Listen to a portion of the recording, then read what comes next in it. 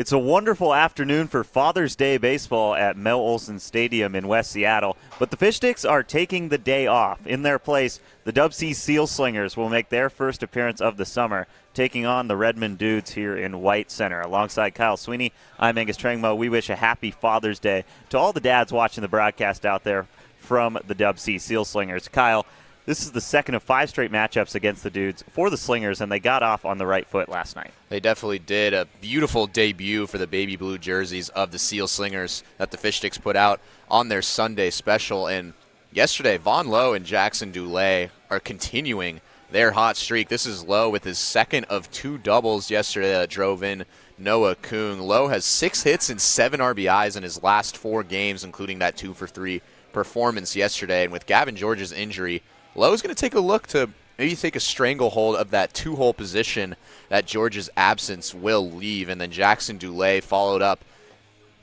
in a pinch hit performance. He was 2-for-3 with a couple of singles, including this one. This has kind of become his signature, taking the ball the opposite way. He had a opposite field triple for his first hit of the season. He's had 7 hits in the last week and a half or so for the Fish Sticks, and the Dudes will have to look at these two guys who have made their mainstays in the lineup now after really taking off here at the start of the summer. Well, it has been anything but smooth sailing for this Dudes team so far. They currently sit at 2-11, and they are 1-7 in PIL play. That is the worst in the league right now. Today's contest, though, wraps up an absolute gauntlet of a schedule for the Dudes this week. Yeah, 3 crucial errors in last night's game costed the Dudes, who are now going to play in their 7th game in 6 days after a doubleheader yesterday. Of the 10 runs that the Fish Sticks, who, of course, will be the Sealslingers today, just 2 of them were earned. But it looks like the Dudes will have a lot of their players back for tonight's game. It's like they split their roster for the 1 p.m. game down in Tacoma against the Studs, and then the 6:05 start time yesterday against the Fish Sticks. So I think they'll have their full lineup back, and I would expect a completely different game from the Dudes today. DubSea looking for their 3rd win in a row on Father's Day. Our first look at the Sealslingers this season coming on the other side of the break. Wendy's went back to the kitchen to give our famous spicy chicken sandwich a total upgrade. More crunch, more flavor, with heat that just hits. Is this our best spicy chicken ever? Looks like a yes to me. Spicy chicken just got better at Wendy's. They always say, think happy thoughts. It's easy when you're a Wendy's Cookie Dough Frosty Fusion. I'm an instant dopamine hit. Get it? Dopamine? Like cookie dough. I said like cookie dough! Happiness is a Cookie Dough Frosty Fusion at Wendy's. For over 15 years, As You Wish Electric has offered the comprehensive electrical solutions Seattle families trust. We are proud to announce that we can now also serve your plumbing, heating, and cooling needs. As we grow, we are committed to delivering the same knowledgeable and friendly experience that earned our spot as the region's top-rated electrical company. Contact As You Wish Electric Plumbing, Heating, and Air today to learn more. Back here at Mel Olson Stadium in White Center, Washington, on just an absolute bluebird of an afternoon for a Sunday matinee between the DubSea Sealslingers and the visiting Redmond Dudes. Angus Trengmo and Kyle Sweeney here with you in West Seattle. We've had a pretty busy pregame on Father's Day. A lot of fathers have made their way into the ballpark today, but we started the festivities off with the Wendy's Cup Challenge. A father and son tandem tried it out today, and they didn't really get They too struggled close. a little bit. Yeah. That's all right. Remember, free small Frosty at the Wendy's location close to the ballpark after every home win. That was just a mystery. Maybe lost it in the sun, something like that. Here's the cup, and yeah, they'll work on that as time goes on. Yeah, it'll get better, but not a great effort from that father and son duo. And then we had the first fish, probably my favorite first fish of the year so far.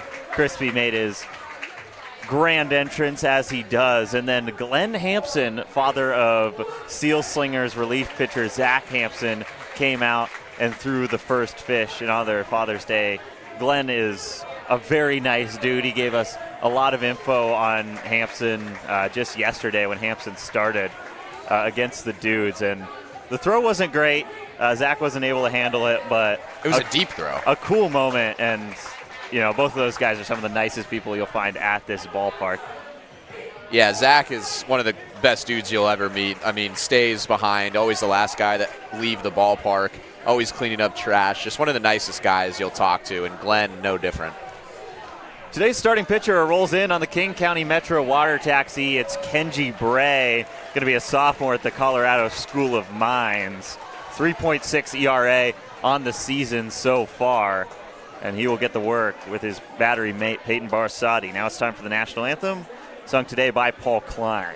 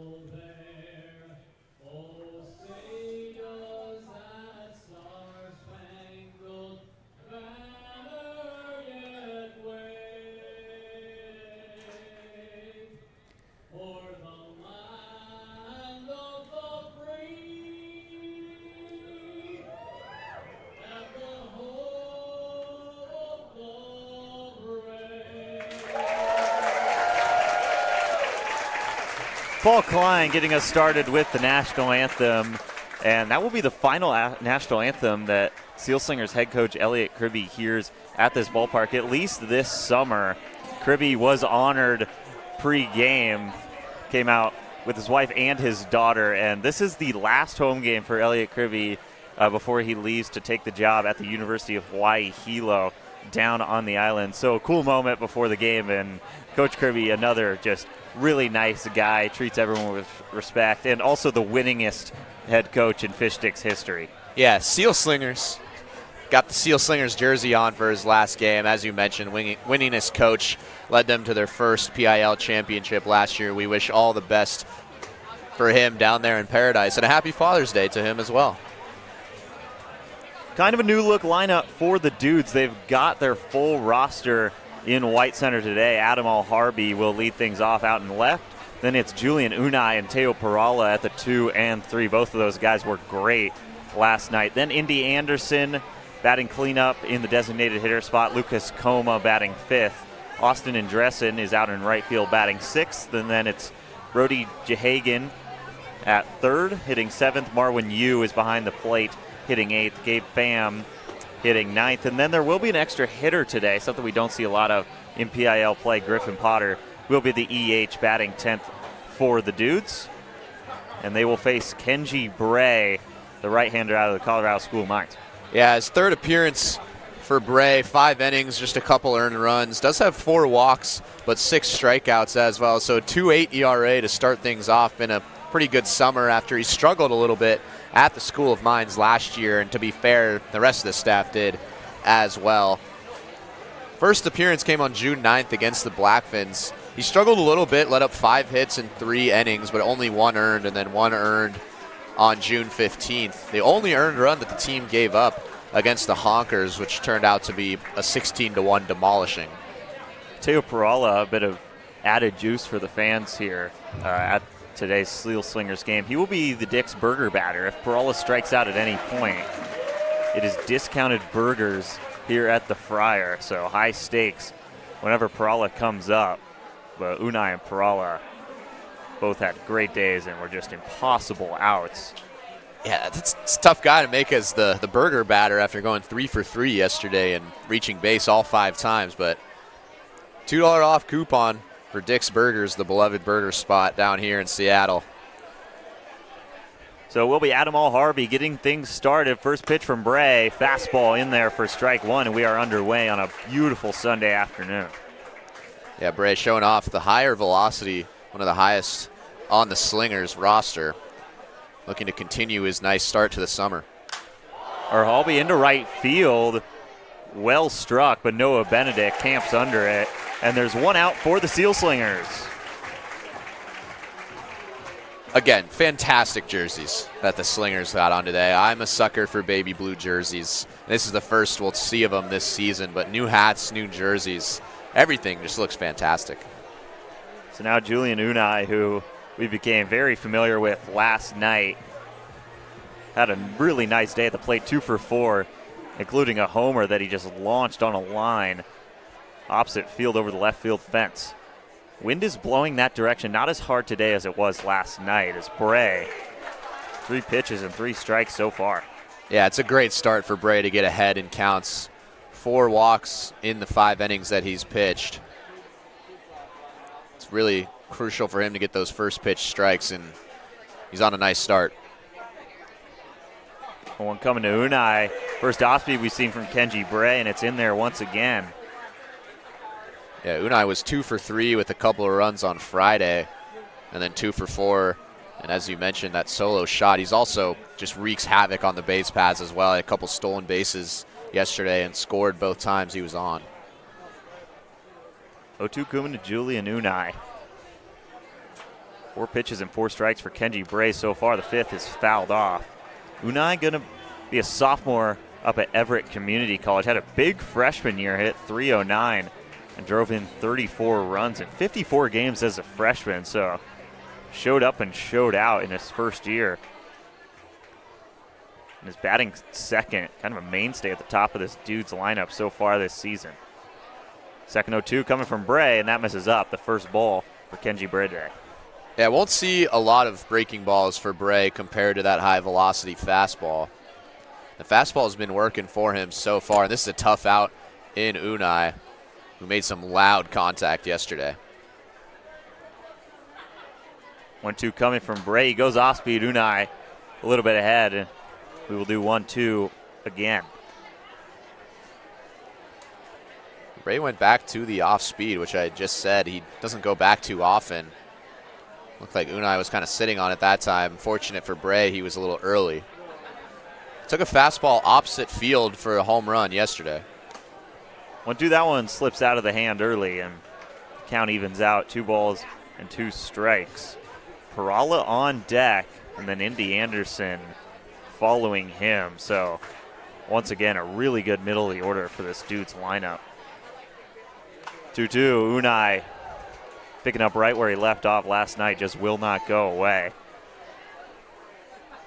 Yeah, good mix of power and speed with Unai. As you said, 34 RBIs and 24 stolen bases in 54 games last season. He is all the way at the back of the box against Bray's velocity. 2-2 on the way. Almost called strike 3. It misses just in, and the count fills up. That was a good frame by Peyton Barsotti, who will get the call behind the plate. We saw Hellner there last night, and he did a good job framing that, but that did look a little bit low. So now the first payoff from Bray. Unai into center field, hit very hard, but right at Rylan Guller. There's 2 away.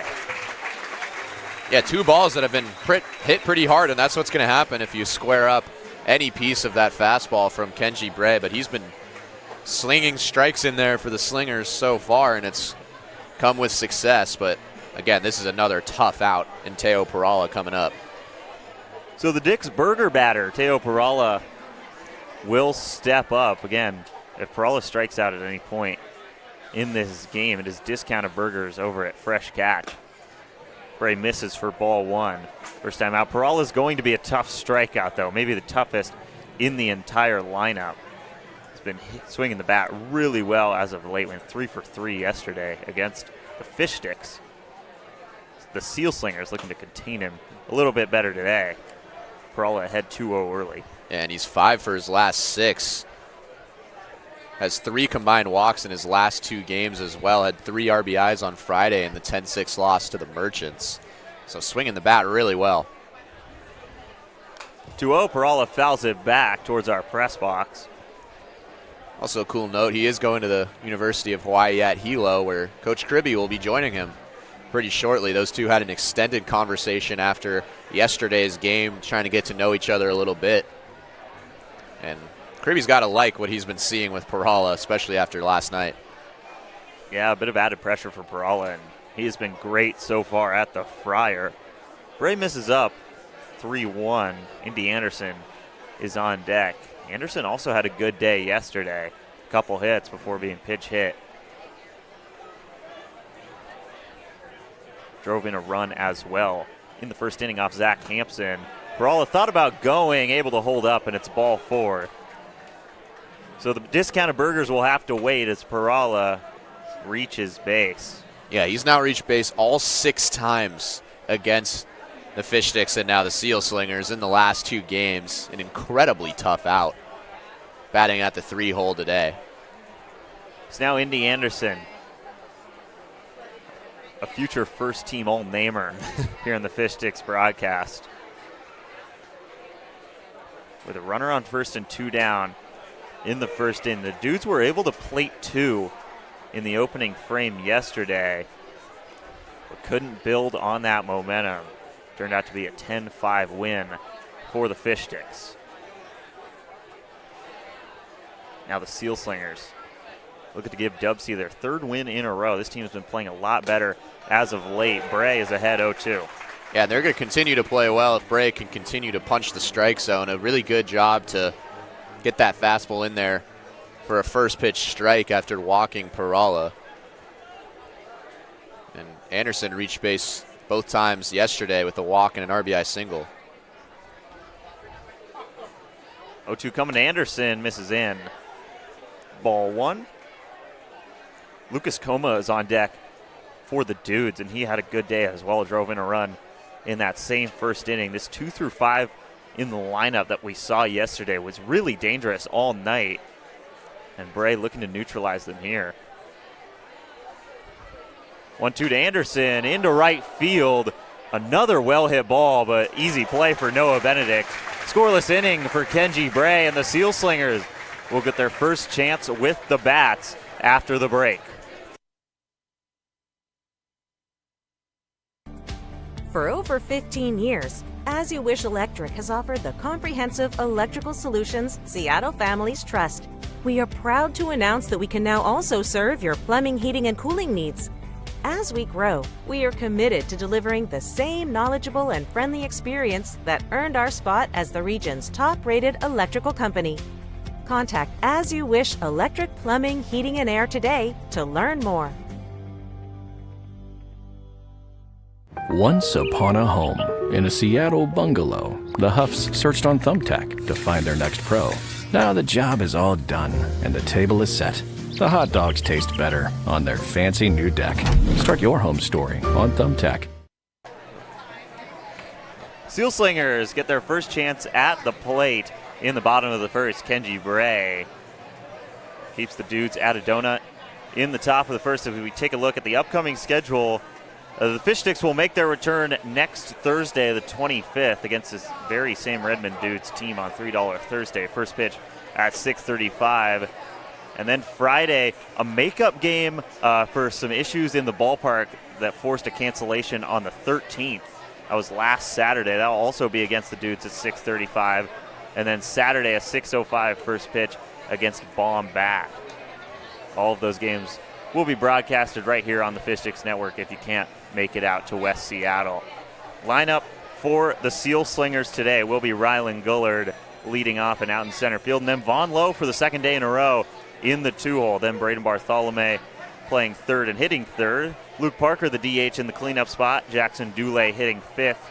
Noah Benedict, a welcome sight for Kyle and I to see him in the starting lineup. He'll be hitting sixth. Peyton Barsati hitting seventh. Tyler Eisenhut hitting eighth. Beckett Turnbow hitting ninth, and Isaac Watson will round it out hitting 10th. Again, an extra hitter for both sides in this game. Something that we did not expect to see in any PIL games this season. Rylan Gullard will lead off for the Seal Slingers. Gullard has been mashing this season so far, .355, with an OPS of 1.025, and he's driven in 6 runs. Yeah, Gullard is going to stay at the leadoff spot for most of the summer, the Fish Sticks veteran. as you mentioned, has just been mashing this year. Had a little bit of a weird game yesterday, looking to get back on track. First pitch from A.J. Knorr in there for strike one. Vaughn Lowe hitting second, I think, is an indicator that we're going to see a lot of him in the coming games, as Gullard thought about going, but it's ball one.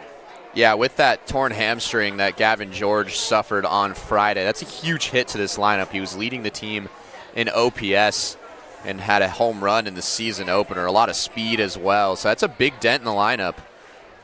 And so far, Vaughn Lowe, and especially with his play as of late, is putting his case to be there in the two-hole position. And that 1-2 punch between Gullard and George was really effective to start the summer. 2-1 from Knorr is spiked before it even reaches the plate. Knorr, one of the older guys you're ever going to see in the PIL. Class of 2020 out of Mount Lake Terrace, Washington. This is 5'11", 195.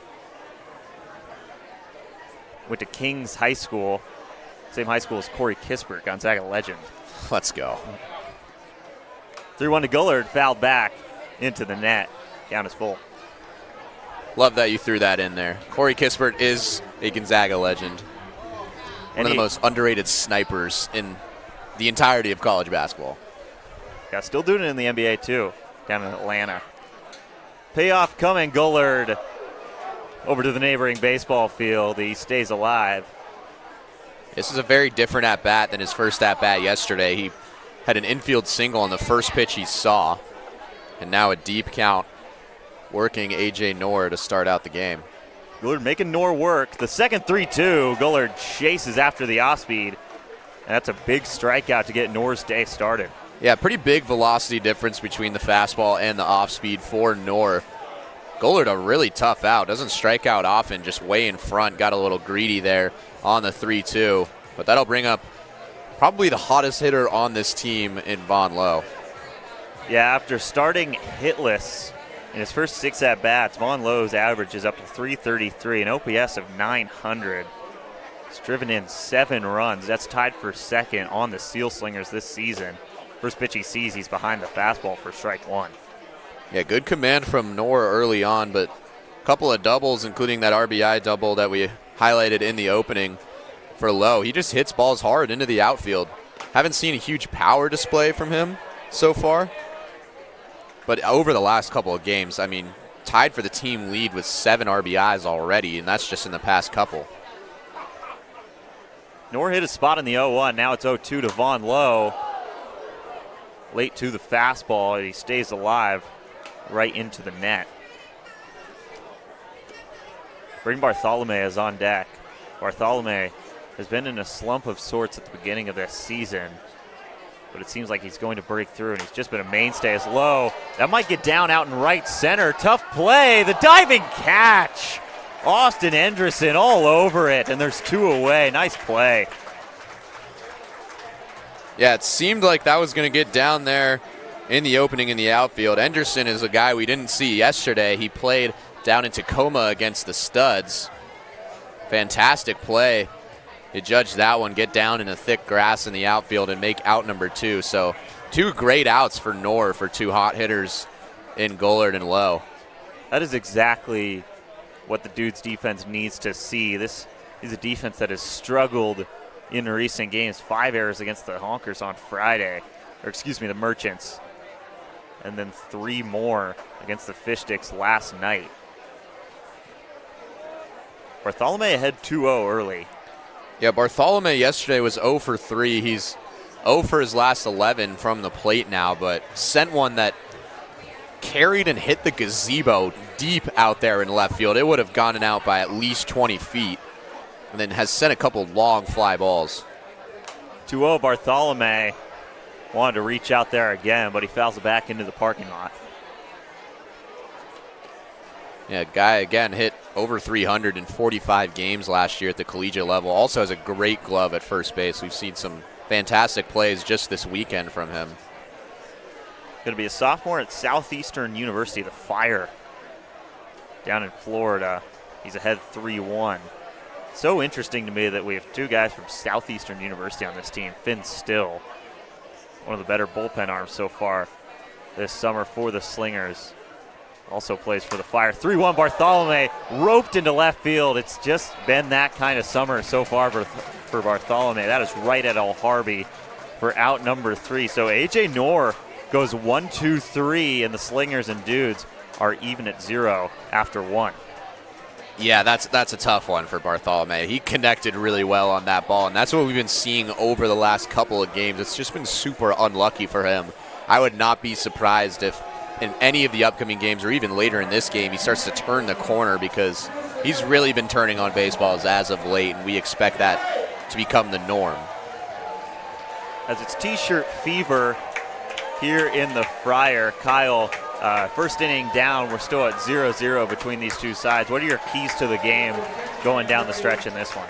Yeah, so we talked about the defense a little bit, which I'll get to in a second, but producing deep counts for this team, for this Sealslingers team, I should say. This is the 7th game in 6 days for the Dudes. The pen is going to be short. A lot of at-bats for the Slingers. They're either really deep counts that turn into a walk or their first pitch swinging, and there's not really much in between. So I would advise the hitters to stay patient and work, especially after a quick inning from A.J. Knorr. Try to get into that short pen that the Dudes have. And then secondly, we've already talked about it, but sitting down Unai and Parala, the 2 and 3 hole hitters, is going to be key. Unai yesterday 2 for 4, a home run and a couple of runs, and then Parala reached all 5 times and then reached again in his first at bat. Those two caused all the damage in yesterday's game. And then finally, be sharp defensively. We've already touched on the struggles that the Dudes have had defensively, but it's been a little bit quiet. But the Slingers right now have 15 errors through 9 games so far this year. They've dropped a couple of pop-ups in the last game where it's just been miscommunication. And so I want them to kind of clean that up a little bit, and especially with how the Fish Sticks pitchers and bullpen have been pitching the ball recently. That'll be key for them to continue to try to climb up and extend this win streak. Second inning of work for Kenji Bray. Starts with a fastball driven into left center field. Called off out there by Dule. 1 pitch, 1 out for Bray in the second. Yeah, I've seen quite a lot of flyouts already today. Saw a couple of them in the first against Bray, who again has that high velocity fastball that will travel, but he's done a great job at just commanding the strike zone, especially with that 4-seamer that he has. And he's sat down the Dudes in order so far.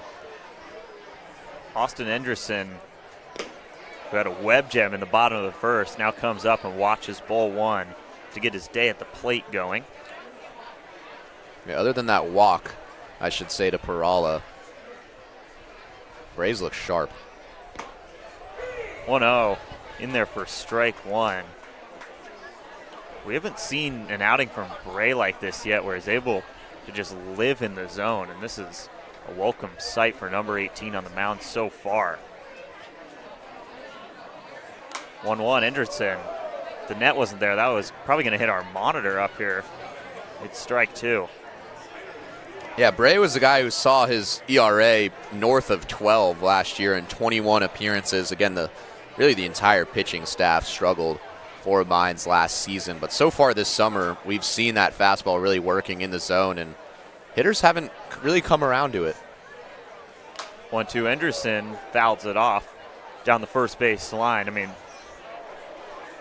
if you follow Major League Baseball, obviously Coors Field in Denver is a launch pad, and Kenji Bray plays in Golden, not too far away. Yeah, it's elevated. So it's going to be tough to get outs, and we've already seen that ERA go down with the Slingers so far. Second 1-2, Anderson into center field, another fly ball.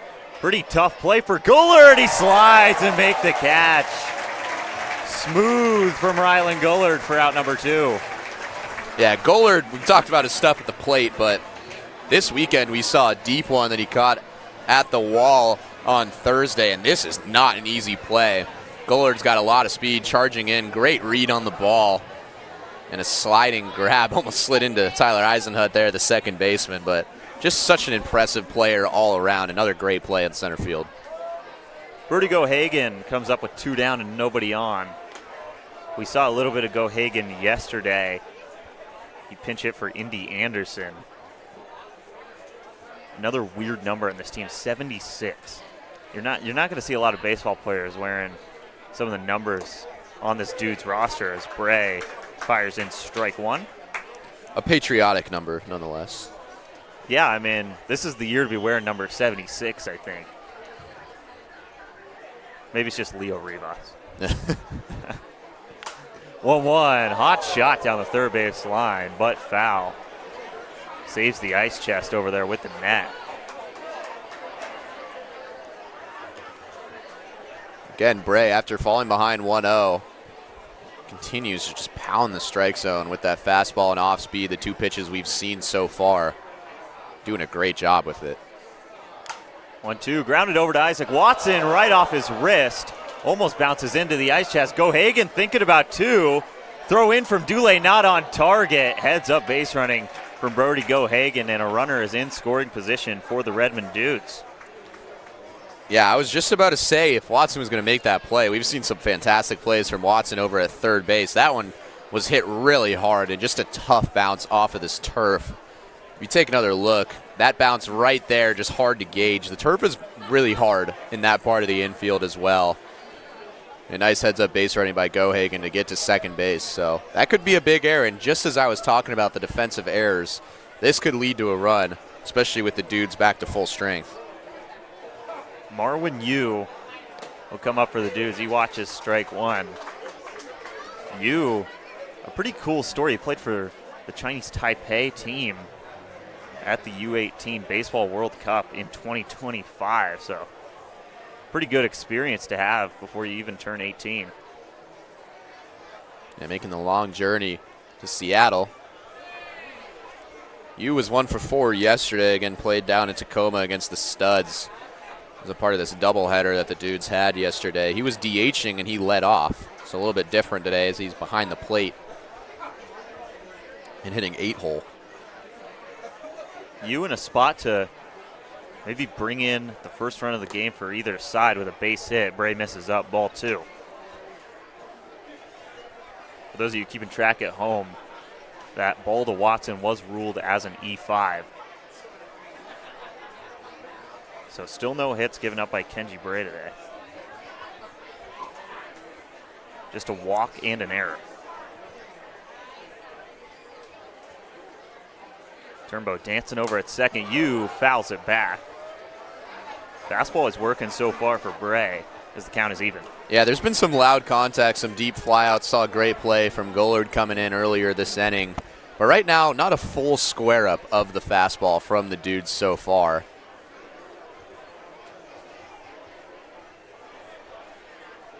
Bray looking for the sign he wants, and he gets it from Barsotti.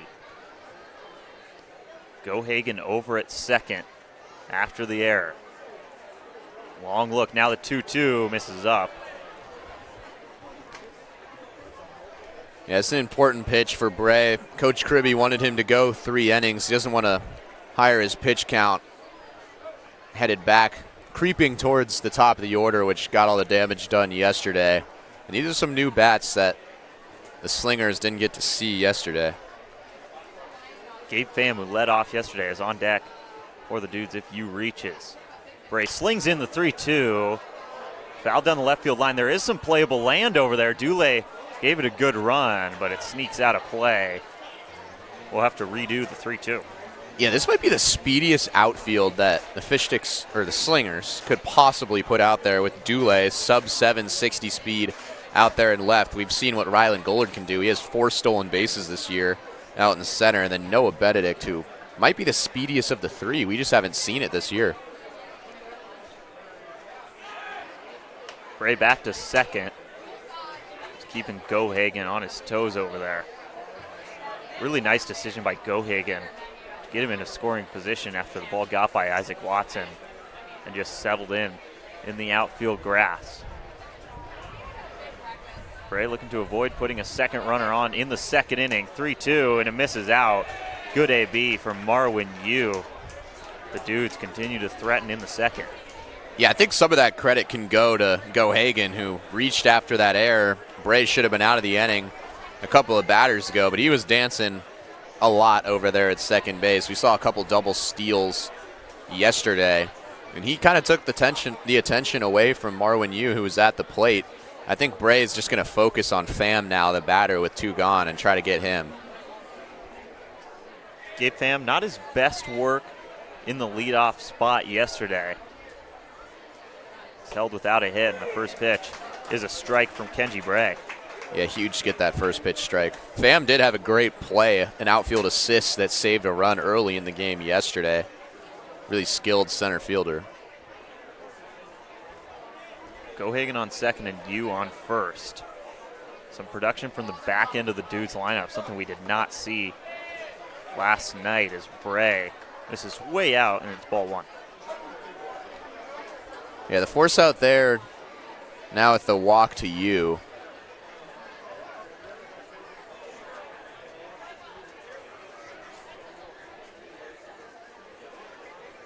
Bray taking his time with runners on. 1-1 up high to Pham. There's a base open for Griffin Potter, who is the extra hitter for the Dudes today. So walk isn't the end of the world, but it puts Potter in a big spot to give the Dudes the lead. We've seen a couple of first pitch strikes off the off speed from Bray. I think the fastball is starting to get a little away from him, and he's been pumping that high of the zone. 2-1, there's the off speed, and it is in for strike 2. This is the exact position he was in with Yu this last at bat, and just, I think, tried to pump too much velocity. Right now, the off speed working for Bray. Bartholomew not even worrying about Marwin Yu over at first. Bray checks on Gohagen. Now the 2-2. Fastball just misses out. And it's ball 3. Another good frame from Barsati, but not enough.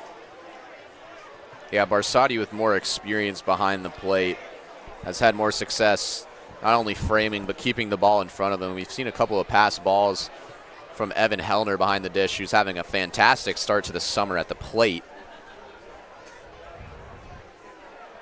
Second straight 3-2 count, this time to Gabe Pham. Bray looking to avoid a bases loaded situation. Now he looks back at Gohagen on a full count for the second straight batter. Gohagen just kind of dancing in his head right now a little bit. Again, Gohagen definitely having an effect on the last 2 at-bats. Bray just needs to focus on the 3-2 count ahead of him. Long look back at second. Now he comes home with the 3-2. Pham into left field. That's going to get down. Gohagen tears around third. The throw from Dule is cut off. 1-0 Redmond Dudes. It's a base hit for Gabe Pham. Yeah, and a brilliant at-bat as well from Pham. Was worked back from a 1-2 deficit in the count. And Bray was frustrated after that. Another good battle. 2 3-2 counts in a row. And suddenly, after the error from Watson at third, which should have ended the inning, a runner has come across for the Dudes. And just like yesterday, they take the early lead. Griffin Potter now up. Last hitter in the Dudes lineup today. Bray just outside ball 1. Yeah, definitely a tighter strike zone today, kind of like the one we saw yesterday. I've seen a couple of games where that outside corner has been given. That one just looks slightly off the plate. Second game in a row where the Dudes have gotten the early advantage as Bray falls behind 2-0. Took a 2-0 lead in the first inning yesterday before dropping the game 10-5. Now they lead 1-0 in the second over the Sealslingers. Barsati, actually that's Kribbe that will go talk to Kenji Bray. It looks like they'll keep him in here, but yeah, just trying to calm him down a little bit. It is a 2-0 count. Kribbe's done this a couple of times this summer where he'll come and talk to pitchers that have been struggling a little bit over the last couple at-bats, and they see a 2-0. But again, if you take another look at the single that kind of just blooped in there. It looked a little bit off the end of the bat from Pham, but it got the job done. And that scored a run again. The inning should have been over after Bray forced a grounder, and a rare Isaac Watson error at third base allowed the inning to continue. Potter came in yesterday, was held without a hit, but put together some pretty good ABs. Gotta think there's probably action in the Slingers bullpen. Bray only went 2 innings against the Honkers in his last outing on Monday. Yeah, up to 44 pitches now through 1 2/3. This could be his last batter. But back to the top of the order would be dangerous. First pitch to Potter, fastball zinged in. Or excuse me, it was a 2-0 count before that stoppage, so it's 2 balls and 1 strike. Yeah, huge for Bray to come back and respond after that mound visit with a fastball in the zone. I think that's a good call from Kribbe in that situation, too. You could tell Bray just needed a deep breath. 2-1. Barsotti looking for the back pick over at second. Tag just misses. Turnbow wanted it. They almost catch Marwin Yu sleeping at second, but it's 3-1. Yeah, Barsotti showing off a little bit of a pop time there behind the plate. Again, someone going to St. Mary's, didn't play last year. Good heads-up play. Gohagen has been causing all sorts of trouble at second base. Bray looking at him again. 3-1 in there. Potter thought it might have been ball 4, and that outside part of the plate almost becoming a gray area here. It's 3-2 for the 3rd straight batter. Yeah, the runners will be going now with the full count and 2 outs, so with a single, this could possibly score 2. Runners break, grounded over to Watson, and he mishandles it again. Yu's got to get back to the bag, and he is in safely. Another error for Isaac Watson at third, his 2nd of the inning. And Kenji Bray still out there. Man, when I said that this team needs to limit its errors, I certainly did not expect it to be Isaac Watson who commits 2. That just took a weird bounce off the end of the green turf. Pops out of his glove, and kind of a tough play with the runner coming across and a slow grounder. And now the bases are loaded and back to the top of the lineup. Adamar Harvey flew out to Benedict out in right field in his first at-bat. And the first pitch misses up from Bray. If you're Bray, you got to stay composed here. He has had control issues this season, something we haven't seen too much of today. Yeah, and again, he really should have been out this inning about 15 pitches ago, and now a couple of deep counts. Another error later. Here he is with his 50th pitch. 50th pitch is in there for strike 1. He's been able to work that off-speed really well. It's just a matter of getting outs with the fastball. Dudes with a 1-0 lead in the top of the 2nd, looking for more. Nice location from Bray, and he's ahead 1-2. So another instance where Bray is ahead. He just cannot lose Harvey here. Yeah, it's important for him to just go right back into the zone. Try not to do something too fancy. Especially with Unai coming up next, who blasted a home run yesterday. 1-2 to Harvey down low. Covered up by Barsotti. Like he said, Unai is up next.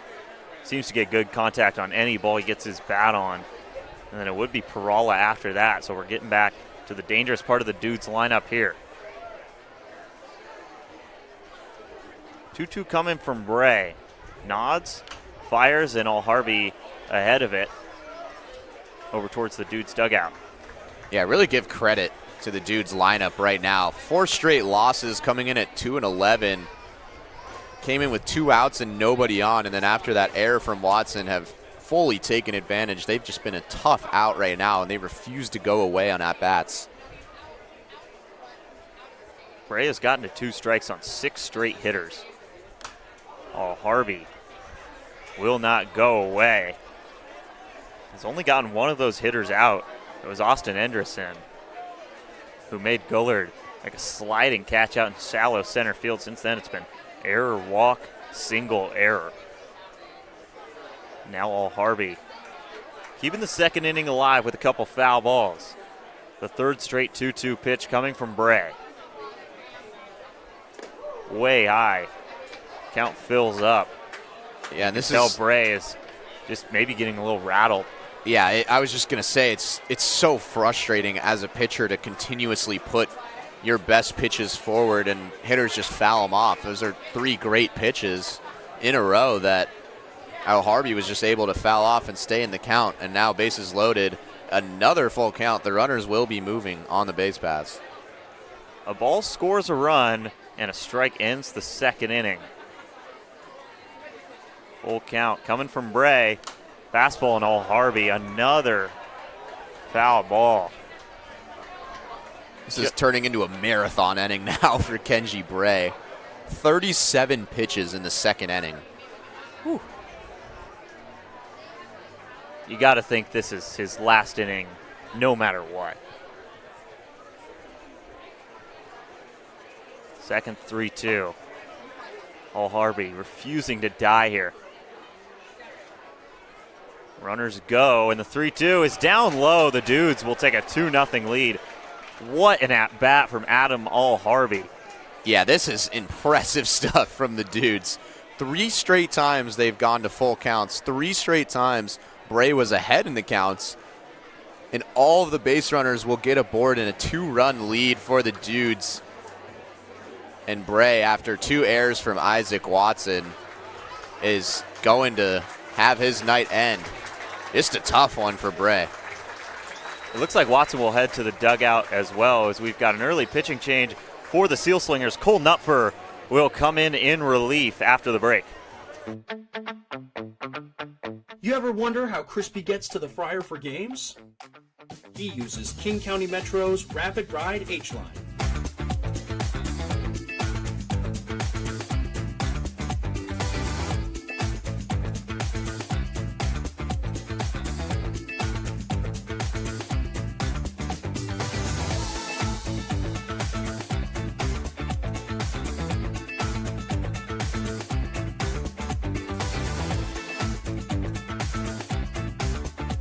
King County Metro, the official commute of your DubSea fish sticks. Once upon a home in the Issaquah Highlands, the Parkers used Thumbtack for a new kitchen island. Now the pizza is cooking and the kids are excited. Thank goodness for Thumbtack and all it provided. Start your home story on Thumbtack. Cole Nupfer will come in with the bases loaded and 2 down. In the top of the second, the Redmond Dudes have already plated 2 runs in this frame. Nupfer going to be a freshman at St. Mary's, and he's got all kinds of talent on the mound. The control has been the issue so far. Yeah, going to St. Mary's, as you mentioned, he joined the team a little late and has come in 2 appearances, has thrown 1 1/3, and has 4 walks in those innings, and there's obviously a lot of talent. Again, the left-handed pitcher coming in kind of a rough situation, got his first outing against the Yaks, and then again against the Honkers. The Honkers, he definitely improved from the first couple of innings that he saw against the Yaks. So it'll be interesting. This is another high-leverage situation. It's not one where, like yesterday where the Slingers had a lead deep in the game, and he could kind of just calm down and get his composure. But with a packed crowd here at the Friar and the bases loaded, Nupfer, again, D1 talent, is going to have to come in and try to shut this down against the best hitter that the Dudes have to offer in Unai. Another substitution for the Seal Slingers. 2 errors in this inning for Isaac Watson. Kirby takes him out, and Jake Rolling, who we saw make his debut for the team last night, will come in. Looking like maybe the first full game of action for Rolling this season. First pitch from Nupfer. Fastball top rail, strike 1. Yeah, Nupfer showed off his talent at St. John Bosco High School last year, a team that was ranked 4th nationally. 3.61 ERA in 17 1/3. He's ahead 0-2. Unai just no chance of catching up to that. Yeah, his fastball, sneaky velocity for sure. He's got a quick delivery to the plate, and it's really encouraging to see 2 straight strikes from Nupfer after a little bit of control issues in his first 2 appearances. 2 quick strikes to Unai, a tough out in this lineup. Now he comes set. 0-2, called strike 3. 3-pitch strikeout for Cole Nupfer on Unai, and he keeps the Dudes at 2. But Redmond gets a couple off Kenji Bray, and it's 2-0 Dudes going into the bottom of the second.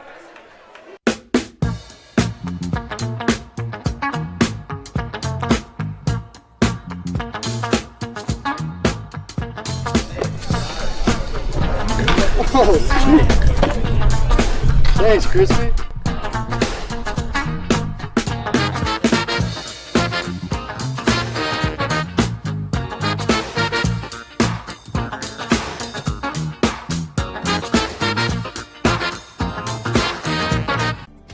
For over 15 years, As You Wish Electric has offered the comprehensive electrical solutions Seattle families trust. We are proud to announce that we can now also serve your plumbing, heating, and cooling needs. As we grow, we are committed to delivering the same knowledgeable and friendly experience that earned our spot as the region's top-rated electrical company. Contact As You Wish Electric Plumbing, Heating, and Air today to learn more.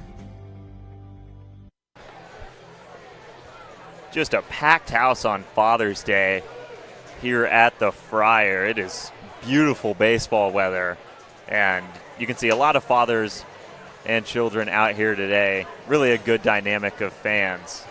And once again, we just wanted to wish a happy Father's Day to all the dads watching right here on the Fish Sticks Network. Including my father, Christopher Sweeney, no doubt.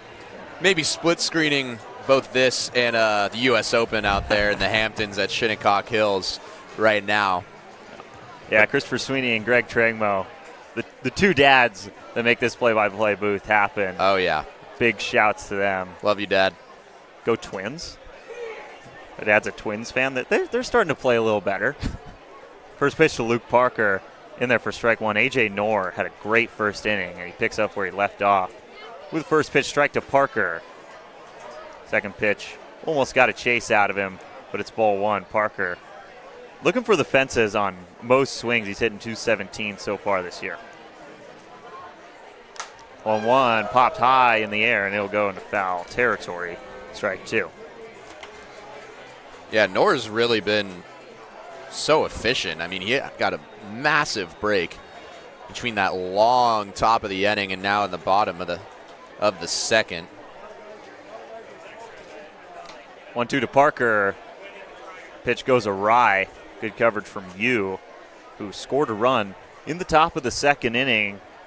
It was a base hit from Gabe Pham and then a walk to Adamal Harvey that brought in the 2 runs. Parker wanted to do something with that 2-2, but it's foul ball. Yeah, the Slingers have not been able to square up this off speed. Nor struck out Rylan Gullard, which you don't see very often with that exact pitch. 2-2. Parker hit hard into left field. It's a base hit. Just what we want to see out of Luke Parker. That ball was scorched for a leadoff single. Yeah, that ball might not have been in the zone. That was a fastball up over the zone, and Parker just hacked that. And, of course, yeah, that was up near the shoulders, and he just rips it into left field. Every time he squares it up, it's a sight to see for Luke Parker, and that's great to see him back on first base. Jackson Dule up next. We talked about him pre-game. He has been swinging a really hot bat, hitting 368, OPS just north of 1, and his time is called. Looks like that'll be a no pitch, so still nothing and nothing to Dule. Only driven in 3 runs, but it feels like he's been a lot more impactful than that at the plate.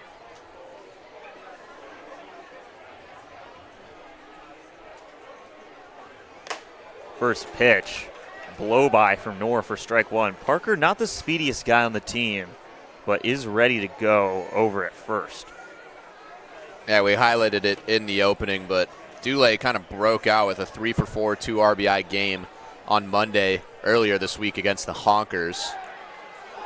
Oh, now the pickoff gets away. Short wall over there.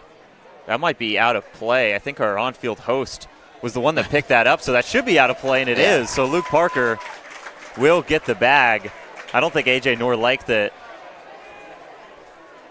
Jonah, our on-field host in the stadium, just picked that ball right up, and I think it got Luke Parker a base. So kind of a heads-up play from our staff there. This is an interesting one because it definitely was going to skip away on the turf. It would have got over towards the netting and deep into the bench for the Slingers. So this is a weird one. Looks like we'll have a conference. It's kind of just a shelf to the right of the the Seal Slingers dugout, where our promotions team hangs out, and we just prepare a lot of our stuff for the show in that area. And We've got a bunch of people standing over there, including the greatest social media intern ever, Connor Lee. And the pickoff throw just goes right into that space. And it's almost like at a golf tournament when the ball goes into the It's going to say the same thing. And you don't want any of the fans to pick it up. But that was kind of the inverse. If you're the Seal Slingers, you want someone to pick up that ball. Yeah. If it goes out of play. That ball had some heat on it. And as this conversation goes on, this is an opportunity for me to shout out Wyndon Clark, who attended school just down the road from me back there in Colorado. Unfortunately, his lead at the U.S. Open has dwindled. Really? Yeah, he's just one up now. But a previous U.S. Open winner, fun fact, attended the same high school as Christian McCaffrey. So Valor Christian down there in Highlands He's Ranch. only got a one-shot lead. Yeah, that's what Shinnecock will do. Wow. But yeah, in the same context, it's almost like someone picked up the ball that was in play. And I mean, nothing our game show host, Micah, could really do. Kind of an interesting scenario, and it's taken a long time for the umpires to talk about. Yeah, just a very confusing situation. It looks like they had an ump go talk to him. But I think Luke Parker is going to get the bag. Are we going to have to talk this over once again? No, they're just shifting around. Luke Parker does get to advance to second, so the Seal Slingers catch a break, and there's a runner in scoring position. Yeah, I'm not really sure there's anything you can do if you're the umpires there. Just a weird scenario. 0-1 to Dule is upstairs, ball one. Parker led off the inning, then it's Dule, and Noah Benedict is due up third.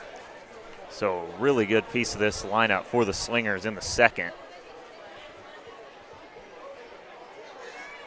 Nor comes home. Dule down the left field line. It's a base hit. It will be extra bases, and it's going to bring home the first run of the game for the Slingers. Parker on cruise control into home. Jackson Dule with a double. Yeah, you can not cool down this guy right now. I was just about to say before that pitch that his mantra has been going to the right side of the field. That time just takes an off-speed pitch low in the zone and crushes it down the left field line. And with his speed, he's at least thinking two. He was thinking three maybe, but held up at second base. And another RBI for Jackson Dule. He is cooking right now. So now from a hot bat to another hot bat, Noah Benedict will come up. Great start to the season for Benedict. He's 6 for 14. Nor absolutely paints the inside part of the zone for strike one. Yeah, Nor's done a nice job, kind of like what Kenji Bray did the first part of his outing, was just getting first pitch strikes. That's put pressure on the Fish Sticks hitters. Benedict fouls it back. It's strike two. Going to go play down in New Mexico State next spring from Puyallup. And when he gets on base, he is dangerous. He went 15 for 15 on stolen base attempts at Puyallup High School his senior year. It's been tough for him to find the lineup, but is 6 for 14 this year, good for a 4.29 average. 0-2, no chance at finding the zone. Ball one, kind of just a waste pitch there. Peyton Barsotti on deck for the Slingers. Dule has wheels at second, so a base hit likely ties this game. 1-2 coming to Benedict right at the Seal Slingers dugout. Look out. Yeah, that was virtually the same pitch that Dule just got. Kind of low in the zone, that off speed on a 1-2 count. Benedict hit it hard, but right at the Seal Slingers dugout. Nor comes set. 1-2 to Benedict on the way, up the middle. Nice alignment for Unai, and the throw is in time. Benedict is retired, but Dule advances to third. Boy, that was pretty casual from Unai there, especially with Dule kind of blurring his vision. That was hit hard and skipping across the hard, hot turf here at the Friar. Kind of just stuck his glove out there. That'll bring up Barsotti, who's got a lot of pop. Barsotti, not the greatest start to the season at the plate, only hitting 111. But had a loud home run in that seismic win against the Honkers, 16-1. He got the scoring started with a 2-run shot in that one on Monday. First pitch misses, ball one. Yeah, big guy at 6'3", 245, has been hit in each of the last 3 games, at the plate.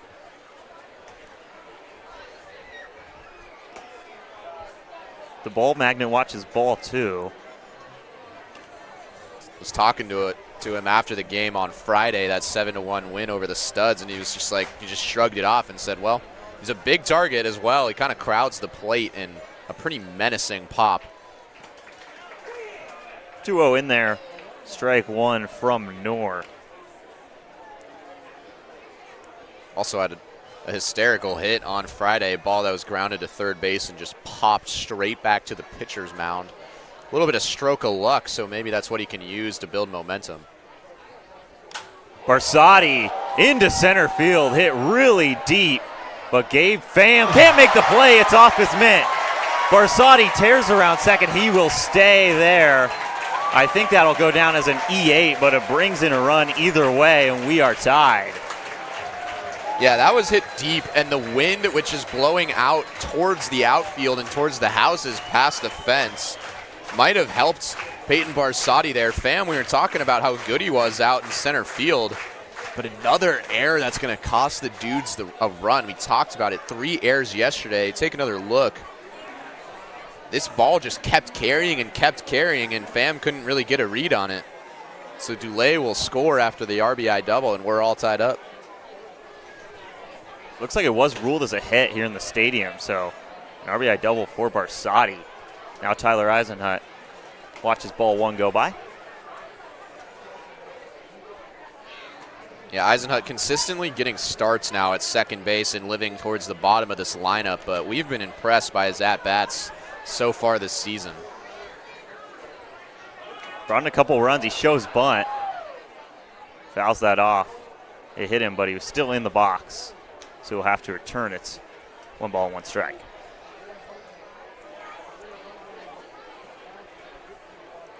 Beckett Turnbow is on deck. He had his first hit of the season on Friday against the Studs. And then Jacob Rolling is after Turnbow. Came in after Isaac Watson struggled with the glove over at third. We've seen Rolling at first this season and then third as Eisenhut. That was a loud foul ball. Yeah, not really great contact in that sense, but it made great contact with the sheet metal we have here at the stadium and some oohs and ahs. Just kind of a shaky noise here at the Friar. 1-2 coming to Eisenhut. He watches it out. Ball 2.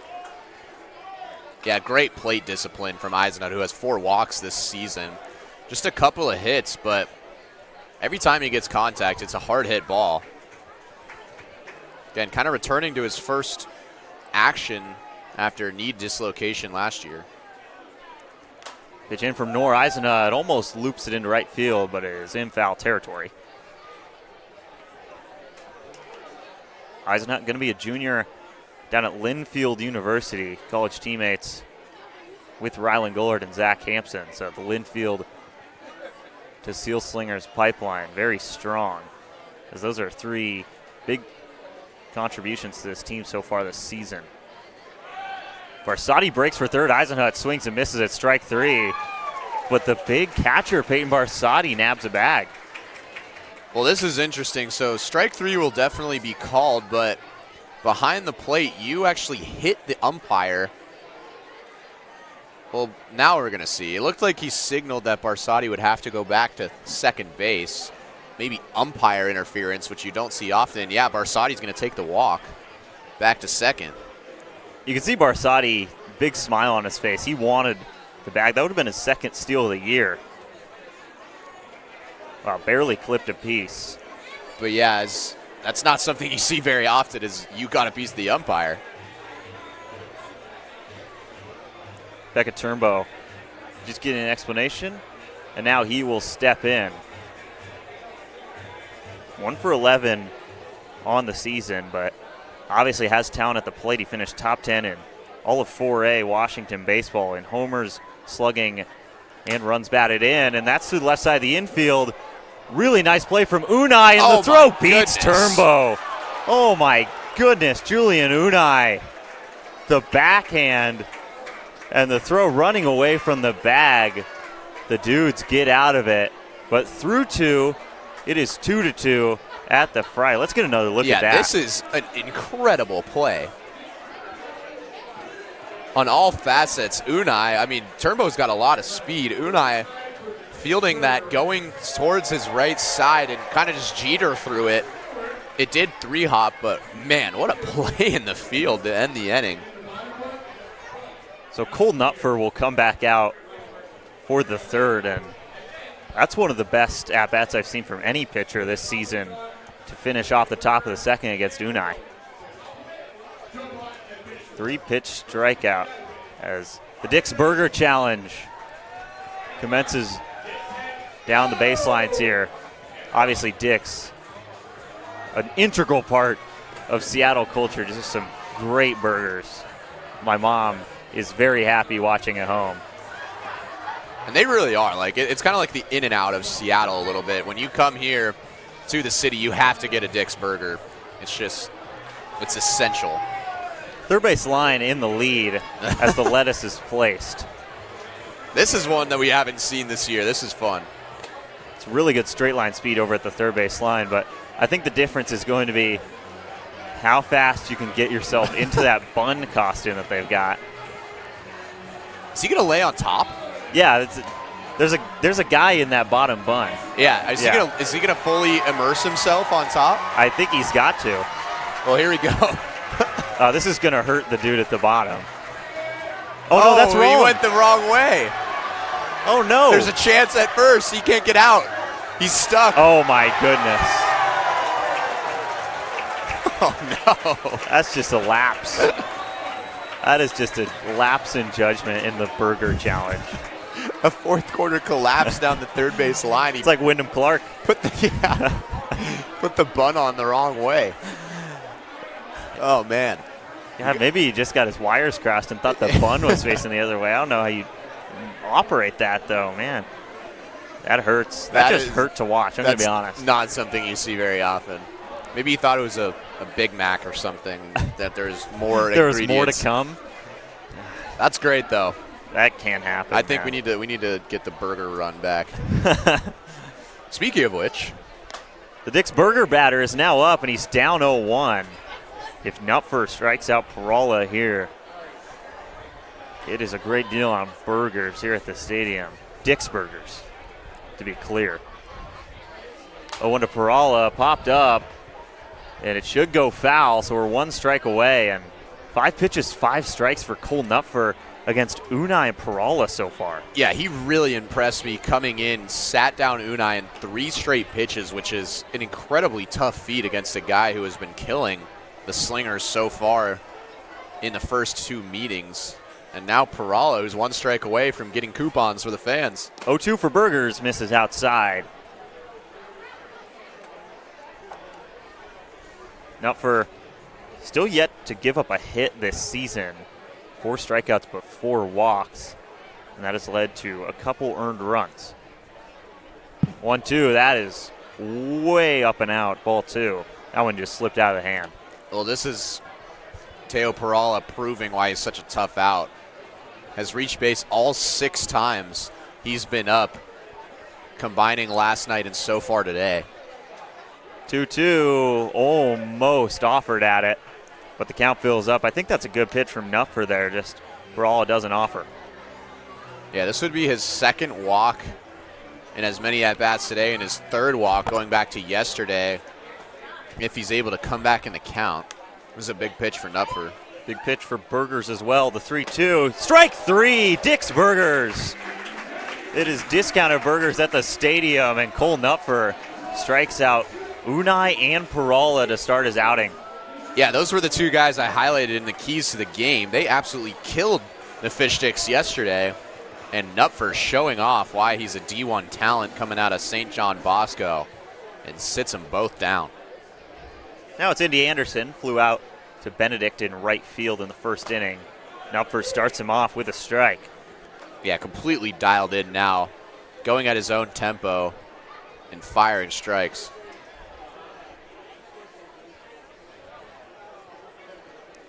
0-1 on the way. This is down.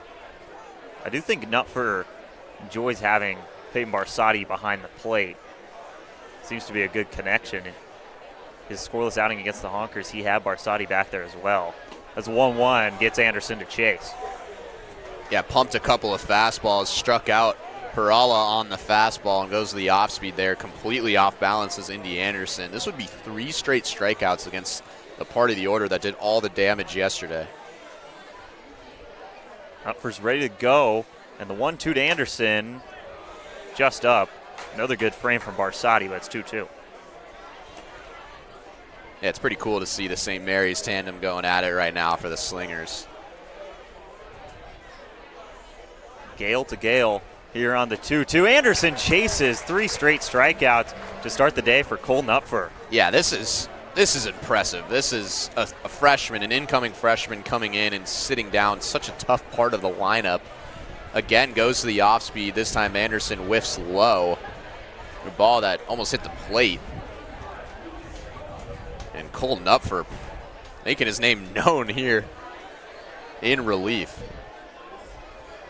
Another test for Knupfer here. Lucas Coma had a good day at the plate yesterday. First pitch, another first pitch strike. That's 4 straight for Knupfer.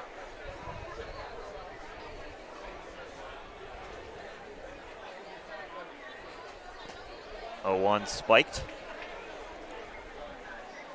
And we could see Knupfer come out next inning and maybe even the inning after that. This is kind of turning into a makeshift bullpen game now after Bray had to go on a marathon second.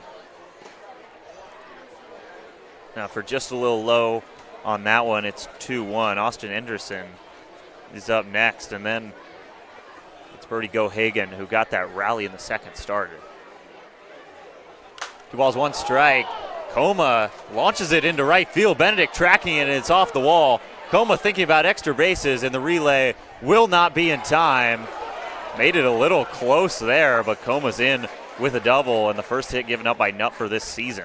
Yeah, that one just kept going and going off the bat. Knupfer, we haven't talked a lot about his velocity, but he does have a fastball in there, and Coma just met it where the pitch was. Great piece of hitting towards the opposite side of the field. Benedict just had to watch it go off the wall. So first damage dealt by the Dudes, but this is exactly what happened last inning. They put a runner on second with 2 gone, and that's when the chaos ensued.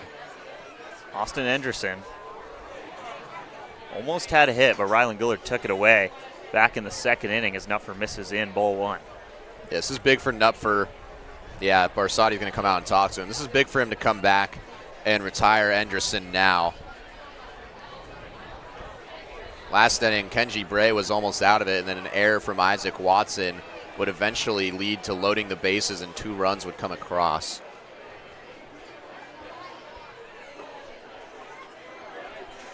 So big bounce back at bat here with Anderson, who this team didn't see yesterday. Like you said, Anderson, one of the new faces in this lineup as opposed to the Dudes lineup last night. Adamal Harvey, Anderson, and Marwin Yu all were not in attendance. Instead played against the Studs yesterday afternoon on a day where the Dudes lost 2 games in the same day. First pitch to Anderson after the mound visit is grounder to Turnbow, and the throw is awry. 1 run will score, and another error for the Sealslingers. The Dudes retake the lead. Yeah, pretty simply, that was just a pretty lazy throw from Turnbow over to first base. And he had him gone easily. Anderson was going to be beat. And then Turnbow, who made a nice play off the turf, just got lax, didn't follow through on the throw, kind of went sidearm. And that'll score another run. So the 3rd error for the Fish Sticks already, and that'll cost him another run. First pitch to Gohagen out into right field. Benedict right at him. He moves a skosh to his right and then makes the play. Good work from Cole Knupfer, but an error brings in the go-ahead run once again for the Dudes. It is 3-2 Redmond going into the bottom of the 3rd. For over 15 years, As You Wish Electric has offered the comprehensive electrical solutions Seattle families trust. We are proud to announce that we can now also serve your plumbing, heating, and cooling needs. As we grow, we are committed to delivering the same knowledgeable and friendly experience that earned our spot as the region's top-rated electrical company. Contact As You Wish Electric, Plumbing, Heating, and Air today to learn more. Jake Rolling will lead off the bottom of the third for the Sealslingers, down 3-2 to the Dudes. Angus Strangmo and Kyle Sweeney coming to you live from Mel Olson Stadium. And Kyle Rolling is a guy that I think we're both really excited to see. We got our first taste of him in the 9th inning last night, but comes in early in this one. Yeah, a guy who hit .574 and had an OPS over 1,500 at Jesuit High School in conference play in Oregon, was the conference player of the year. So really impressive stuff. I mean, first at bat yesterday coming off the ankle injury, popped one out. And it was kind of weak contact that was out. But, I mean, this is a guy that we're both super excited about. Also great in the field. He's playing third base right now. And if he can get things going, that will be a huge piece for this Fish Sticks lineup that just lost Gavin George for a big chunk of time. Rolling, Gullard, and Lowe starting the third against A.J. Knorr, who has started off pretty well at the mound today. Obviously, that first inning was about as clean as it gets. Then a couple hits in the second inning. Played a couple runs for the Slingers. Now they've got to make up some ground again in the third. Yeah, up to 41 pitches after a pretty efficient first inning. And he'll go back to the top of the order. Of course, the batting averages increase every time that an order comes up against the starting pitcher, but against this depleted Dudes bullpen, we'd expect Knorr to go farther. First pitch to Rolling, kind of just looped in by Knorr for strike one.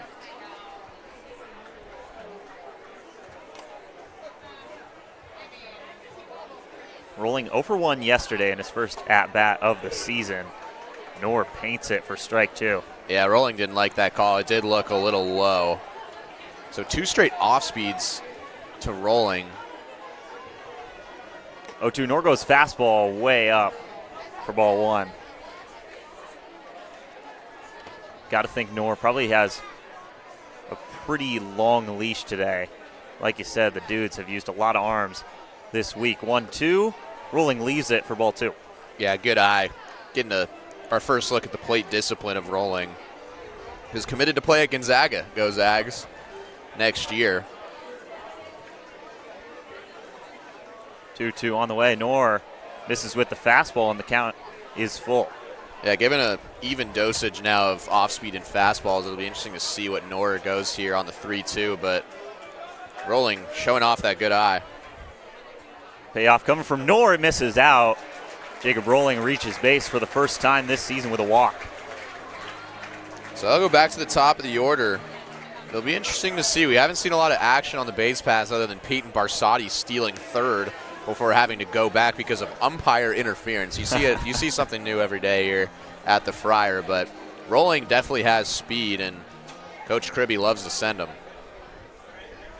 Knorr worked Gullard really well in the first at-bat. Got a strikeout out of him.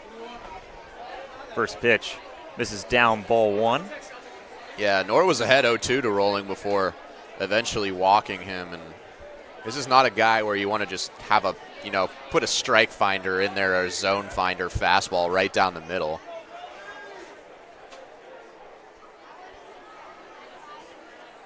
Knorr is finally set. Long windup before the 1-0 to Gullard, and the fastball. Gullard just can't catch up to it. Yeah, Gullard seemed a little antsy at the plate. He whiffed on a off-speed, as you mentioned, back in the first that was low in the zone, and that one was definitely high.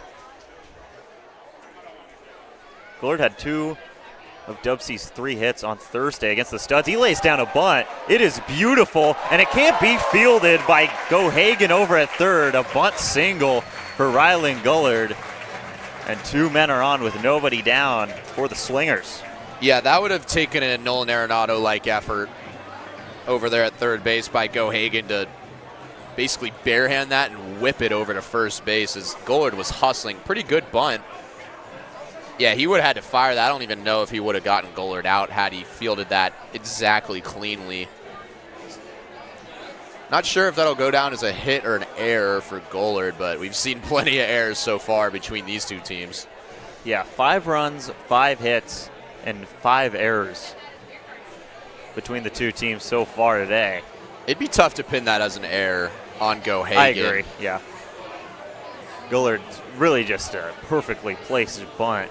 Knorr tried to work over there and make the play just out of reach, and then Gohagen. Like you said, it was going to take a pretty impressive play to beat out the speed of Gollard over at first. So Von Lowe, who is 0 for 1 today, but has been red hot in the games before this, comes up for the Slingers, who are trying to work their way back to a tie ball game or maybe even take the lead here in the third. It will be their first lead of the game.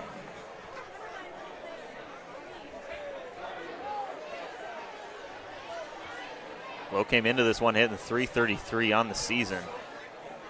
First pitch to him. Fastball, low end, strike 1.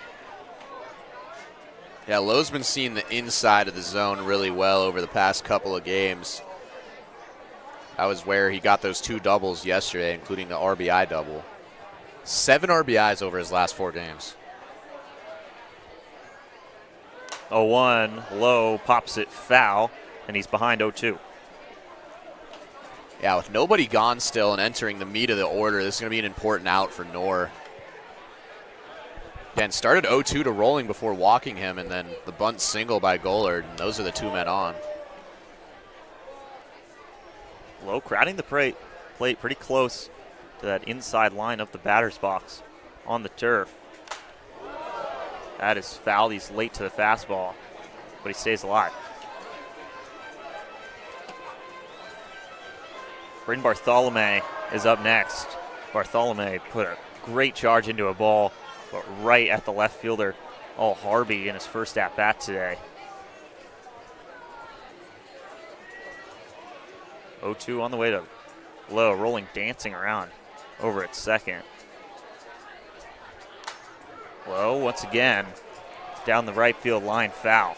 Yeah, the last couple of pitches Lowe hasn't really liked. He's kind of just thrown his hands out there and kind of looked to see some contact. He's squared them up decently, but they've gone foul. And Knorr's been pumping strikes to him, so expect Lowe to swing away once again. This will be the third 0-2 pitch of the at-bat to Von Lowe. And it's through the left side, base hit. Rolling will get the stop sign over at third. He would have been toast at home had he went, and now the bases are juiced with nobody gone. Yeah, just another great piece of hitting from Von Lowe, who is just cooking right now, continuing his hot streak over the last couple of games. That was an off-speed after he saw 2 fastballs in a row, just lays on it, punches it through the left side of the infield. We've seen that hit numerous times already this summer. Now, Bartholome, who's been in quite a slump the past few games, this is a great opportunity for him to bounce back. So the bags are packed with nobody gone for Braden Bartholome. Knorr's first offering is a strike. Bartholome, Luke Parker, and Jackson Dulé. Barring a double play, they would all come up in this inning. And Parker and Dulé already have hits in this game. Bartholome came close. 1-0, nice coverage by Marwin Yu to keep that in front of him. Yeah, 1-1 count now for Bartholome, and with the bases loaded and nobody gone. It's not in A.J. Knorr's mentality right now to end up walking him. Bartholome has been pretty disciplined at the plate. Another line drive to left field, but it won't get down, and it'll keep rolling at third. So another unlucky break for Braden Bartholome, and no run score. Yeah, he was kind of hanging his head over there after he crossed first base. He knows it. One of these games, they're all going to drop. Just one of the unluckiest stretches I've ever seen from a hitter. I mean, Bartholome, that had a chance of maybe having Rolling tag up, but with the momentum in left field coming in for Al Harvey, there was no chance that Rolling could score. Luke Parker hit a ball on a rope to left field for a base hit his first time up, and he watches ball 1 outside to get his second at-bat started. Parker ended up scoring one of the 2 runs for the Slingers in the second inning. Yeah, 7 RBIs now for Parker, tied the team lead. That's right at Rolling down the third base line, and ends up foul. Rolling, I mean, he's been out with injury already this summer, and just doing anything and everything to not have that ball hit him, I think.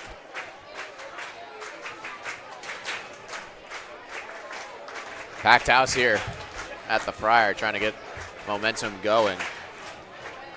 Not a lot of open seats at Mel Olson Stadium today. Parker into right field, sits up in the air, Rolling breaking for home, and the throw is cut off. Rolling slides into home head first, and the Sealslingers have tied it up once again. It's 3-3 in the third. Yeah, no advancements on the other bases, but Rolling showing off the speed there at third base. Kirby was in his ear the whole time as that ball was popped up, and he was saying, go, go, go. And Rolling head first slide, and things are tied up here once again. Goulart stays at second and Lowe stays at first on that fly ball, so Dulé comes up with runners on second and first and 2 down in the bottom of the third. Dulé ripped a double down the left field line and brought Parker home in his first at-bat against Noor today. Noor goes inside for ball 1 to start him off. Yeah, talk about a scorcher that Jackson Dulé is on right now. Ever since that triple that he had just a week ago to kind of start things going, and a double steal. And Dulé through the right side.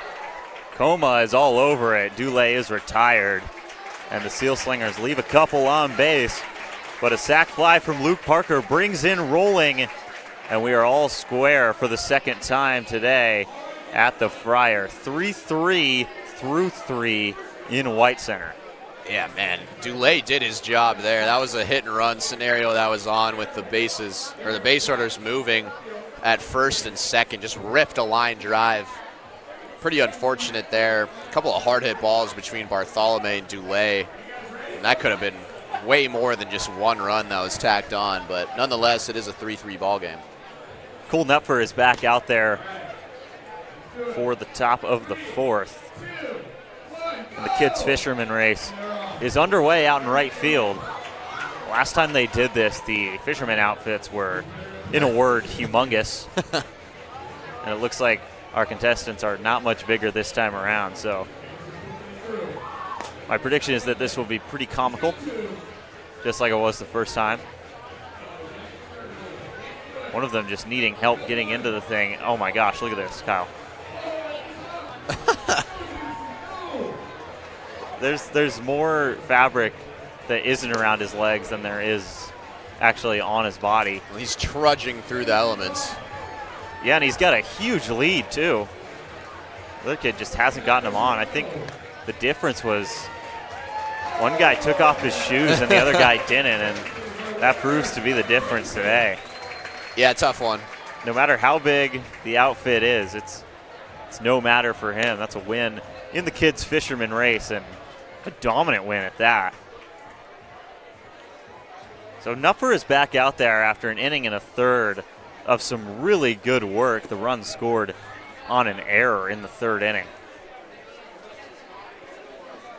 Yeah, the Dudes have just put together 2 consecutive 2-out rallies in the second and the third to put up runs. They're just not letting any at-bats go away, not wasting a single pitch, and really good plate discipline and some help with some defensive errors in the infield. 3 of them for the Fish Sticks, and that's how they have 3 runs. Gohagan watches strike 1 go by from Knupfer to start the 4th inning. Gohagan reached on an error by Isaac Watson back in the 2nd inning, ended up scoring a run. And that is fouled away. Yeah, Excuse me, that's Marwin Yu up. This has been what Knupfer has been doing so far through his first few batters or so, has just been getting ahead in counts. Saw some control issues his first 2 appearances, and it has not looked like that in this one. So Marwin Yu watches ball 1. Gohagan was the last out of the third.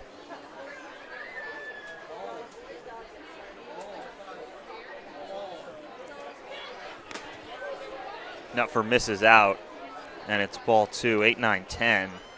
Due up for the Dudes. It's Marwin Yu then Gabe Pham, who drove in a run with a base hit in the second, and Griffin Potter also set to go in the fourth. 2-2. Knupfer, this is in the same spot, and we are full.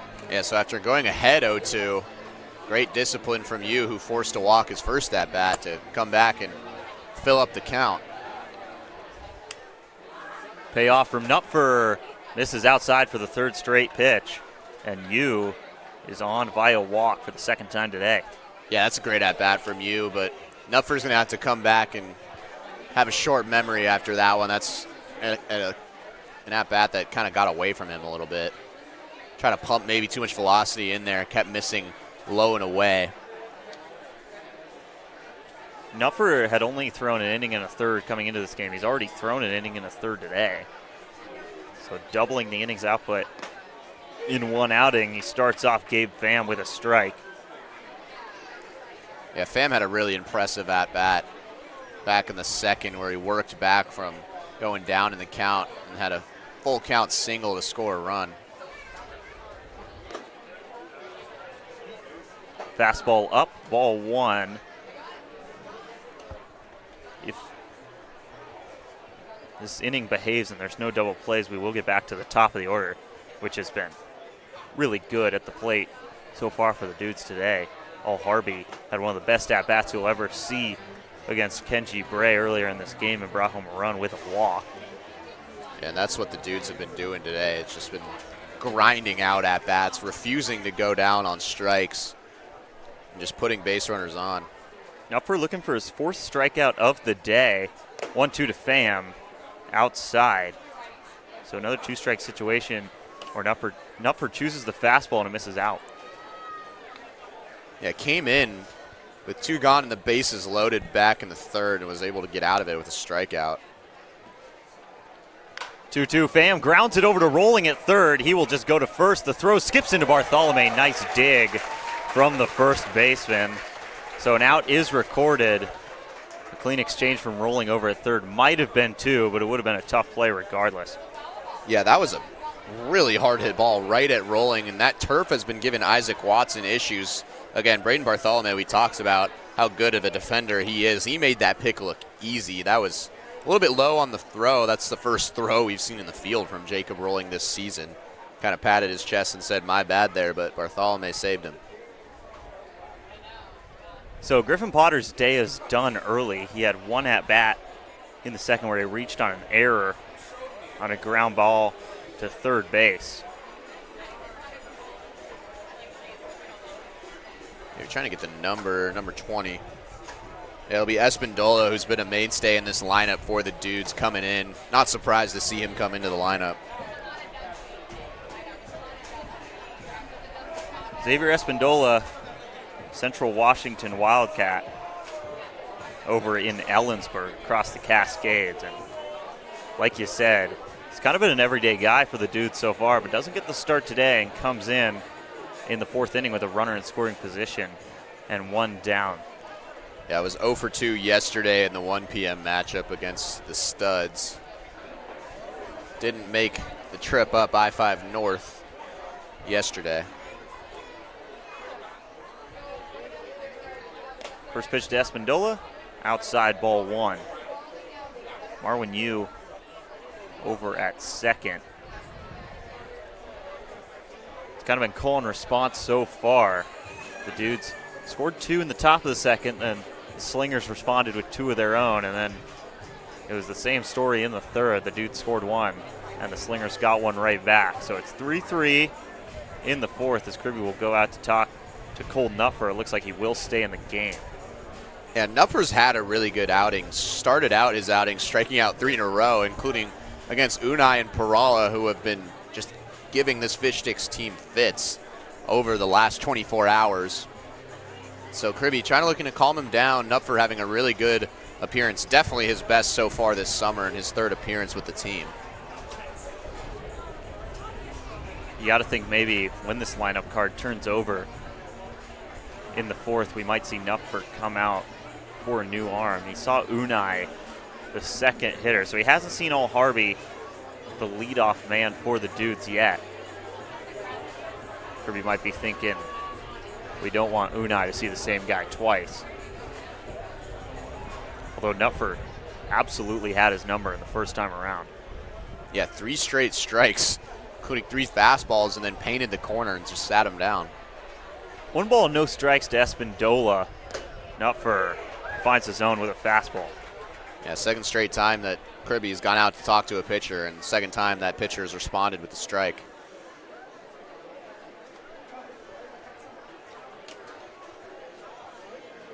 No one covering the bag over at second. Nupfer throws to Espindola. Turnbow, it pops out of his glove, and he makes the play anyway. A weird one for out number 2. You're not going to see that very often. No, and Turnbow had an error that led to a run last inning. So maybe thinking that in the back of his mind, this one would have scored a run. Good athletics play to keep it in front, and then a good recovery. Yeah, that's not one you see every day, but nice job nonetheless from Turnbow. Yeah, really good on him to stick with that. I mean, he had to jump pretty high to get his glove on the ball there, and he sticks with it and gets the second out. And the first pitch to Al Harvey is a strike. Al Harvey fell behind 0-2 to Kenji Bray and then fouled off about 1 million pitches to work a walk and bring in the run in the second. Yeah, that was one of the better battles you'll ever see between 2 pitchers there, and one of the reasons Bray had to exit early is because of, I believe, an 11-pitch at-bat where Al Harvey fouled off 3 in a row. Nupfer fools him with the off-speed, strike 2. Al Harvey waiting for the fastball and doesn't get it. Yeah, I'd expect this to probably be Nupfer's last at-bat. He's been sensational so far. This would put the cherry on top. Up and out, ball 2. Cole Nupfer came in a tough spot, struck out Unai looking. Since then, it's been no earned runs with 3 strikeouts. Yeah, the wind is starting to pick up a little bit. It's been consistently flying out past the fences in left field, now pushing left to right. 2-2 down the left field line. Good piece of hitting from Al Harvey, but it just trails foul. So Nupfer gets another chance against the leadoff man. Yeah, that ball was pieced. Could have had a chance at a triple with all that action going on there in deep left field. So Nupfer catches a break. We'll see if he can capitalize. Runner on second and 2 down. Sealslingers still looking for their first lead of the game. Tied 3-3 in the fourth. The 2-2 grounded over to Rolling. Throw on to Bartholome. Nice velo on the throw from Rolling. Well in time to beat Al Harvey to the bag. And a great outing for Cole Nupfer here on Sunday. 3-3, the Slingers and the Dudes even going into the bottom of the fourth.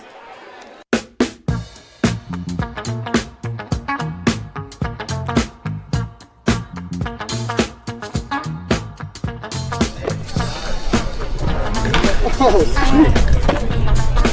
Thanks, Crispy.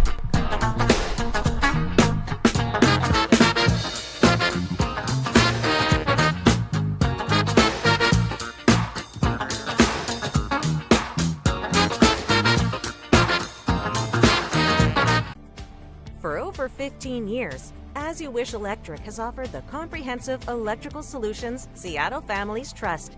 We are proud to announce that we can now also serve your plumbing, heating, and cooling needs. As we grow, we are committed to delivering the same knowledgeable and friendly experience that earned our spot as the region's top-rated electrical company. Contact As You Wish Electric Plumbing, Heating, and Air today to learn more.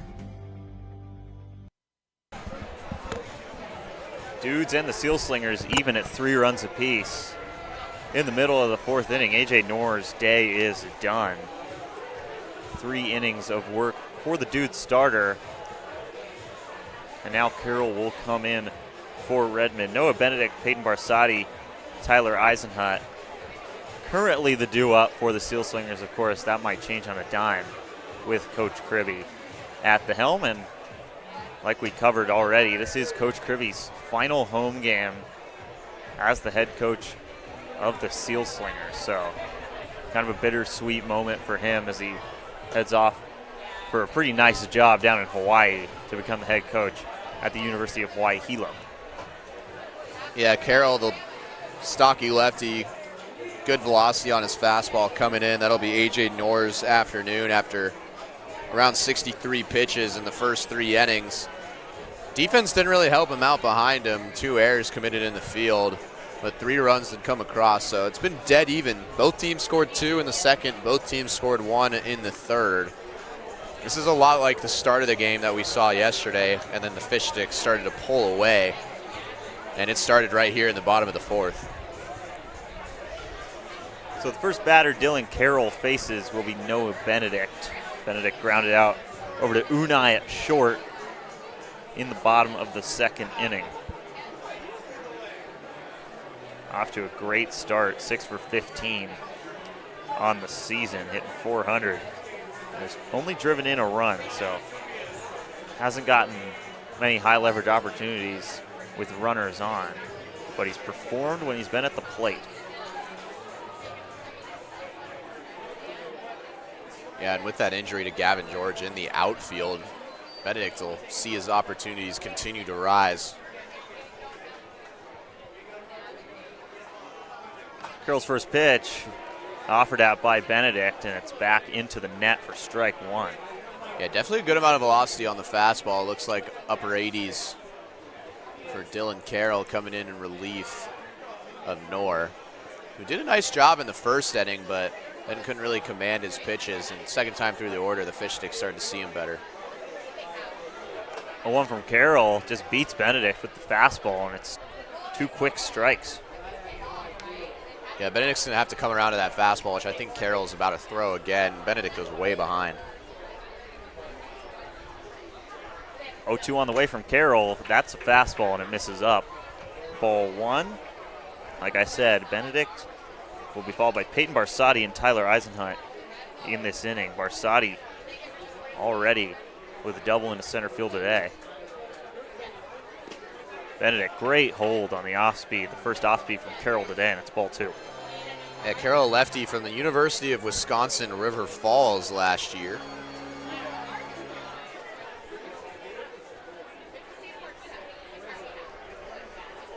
Two coming to Benedict. That misses down in the turf. Benedict has worked it full.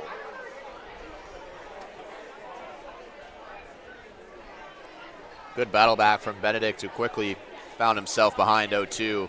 Kind of reminiscent of what the Dudes have been doing at the plate all game today. Taking counts pretty long.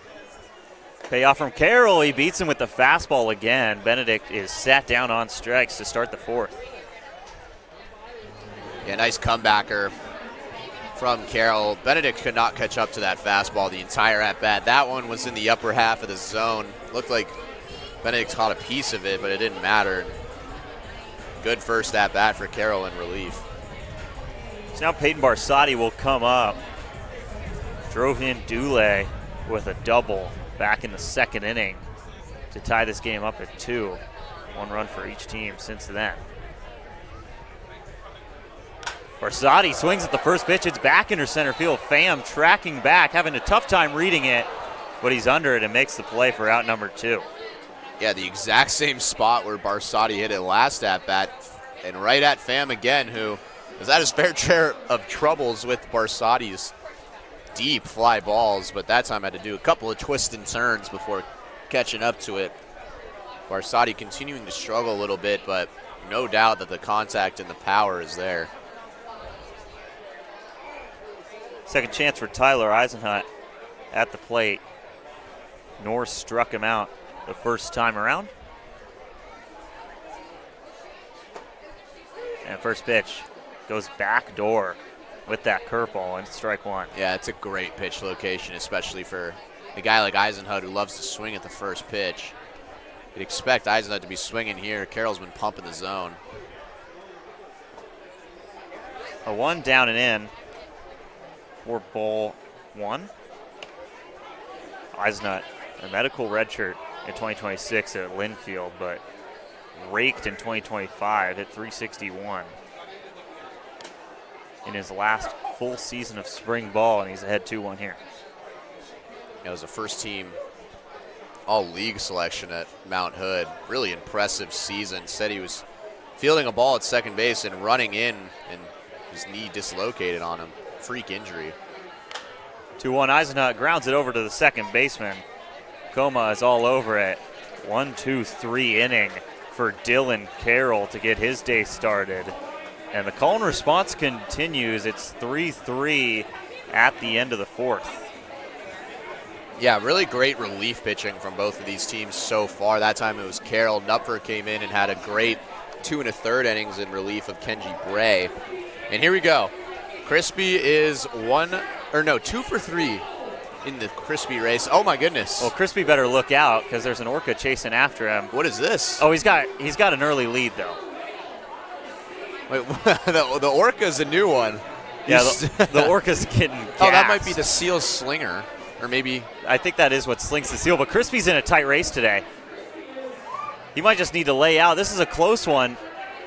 Oh, Crispy. 2 for 4 now this year. I think everyone was just thrown off by the addition of the orca today, but I don't think Crispy won that. I don't think he did either. Come on, Crispy.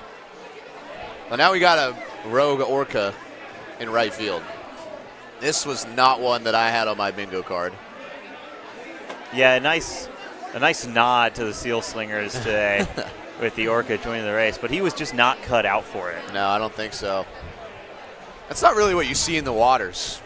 No. Do you know anything about orcas? No, usually the orca, I think both racers would probably be laying down in the warning track if that was an actual orca and we were in the ocean. Yeah, we should probably give context to the Seal Slingers Oh, logo. Our president, Justin Moser, actually put it up to a vote between the Seal Slingers and the Fish Sticks as to what the new team name of this franchise would be, and it was a 51-49 split, eventually going to the Fish Sticks. But in honor of the Seal Slingers, they are showcased every Sunday, and that is why the Seal Slingers are wearing the beautiful baby blue retro kind of alternate jerseys right now. So Turnbow and Rolling trade places in the left side of the infield. Turnbow will now be playing third, and Rolling is over at short, and Cole Knupfer will come back out for the fifth. Yeah, so this is one we didn't expect as Rolling returns to his more favorable position at short, but Knupfer's going to keep things going. First pitch he throws to Unai into left center field. Gullard is under it, and the second time Knupfer has retired Unai today. Yeah, that's a really great out. It's taken just 4 pitches for Knupfer to get Unai out both times he's seen him, and man, that's impressive stuff. And that's a hard task with Unai. Now Perala will step in. Perala struck out in his last at bat and got everyone $2 off Dick's Burgers in the stadium today, including us. We are no exception. He walked in his first at bat against Kenji Bray, and Knupfer starts him off with a strike coming in through the back door. We're going to have to do a burger power rankings, but Dick's is definitely up there. Yeah, it's a contender. 0-1. Basically the same pitch from Knupfer, and Perala watches it go for strike 2. Yeah, this would be a rarity to see Perala go down swinging twice in a row. 0-2. Knupfer a little too much on the slider and misses down and in, ball 1. The heart of the order due up in this inning. Unai already out. Perala up right now, and Indy Anderson in the on-deck space. Perala had 3 singles, a hit by pitch, and a walk yesterday. Fouls it off right into the Dudes dugout. So Perala stays alive. This is more of what we've become accustomed to with Perala, just finding any way possible to stay alive. Yeah, just such a tough out, and really speaks to how impressive Knupfer's been so far in this outing to strike him out. First time in 7 plate appearances that Perala's been shut down over the last 24 hours. 1-2. Knupfer misses upstairs. Even at 2 balls and 2 strikes. After this part of the lineup just killed the Fish Sticks yesterday, the Seal Slingers have handled them much better. 0 for 5 so far in the 2, 3, and 4 spots, and that's popped up high into the air. Barsotti in foul territory. He can't read it. Decided not to take off the mask, and it drops. So Knupfer will have to get another out on Perala, and that's the last guy you want to be given free passes to stay in the box. Yeah, that one was weird off of Perala's bat. I think it started spinning in the air. It looked like Knupfer came in, was prepared to call everyone off in fair territory, and Barsotti was trailing behind, and then suddenly the ball went foul. So this is new life for Perala. It's the last guy you want to give new life to. Before his strikeout in the third inning, he had reached in 6 straight plate appearances at Mel Olson Stadium this weekend. 2-2, and he fouls it off right at our broadcast team.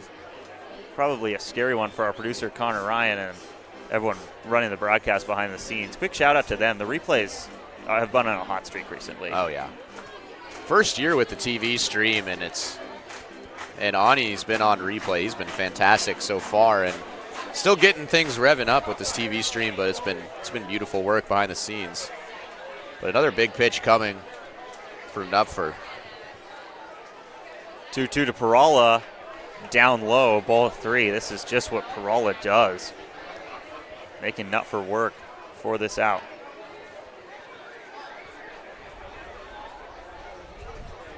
Tyson and Harrison on the cameras in the booth, and then Ani running replays, and obviously Connor Ryan running the show. 3-2 over to Eisenhut. Dives and makes the play.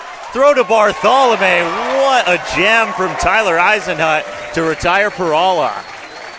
Yeah, that was pretty unbelievable. That was hit hard off of the bat of Perala, and off the turf just adds more velocity. Great job by Eisenhut, and a quick pop-up to throw to first. Man, you will not see that very often off of the turf, to be able to snag it like that, diving on your chest. So Eisenhut takes a hit away from Teo Perala, 2 down in the 5th, and another first pitch strike for Knupfer. He has done so well at starting 0-1. Yeah, that's such a relief for Knupfer, too, after a battle with Perala to come away with an out like that. Ahead 0-2 on Indy Anderson. A good day for Anderson yesterday, but 0 for 2 so far today with a flyout and a strikeout.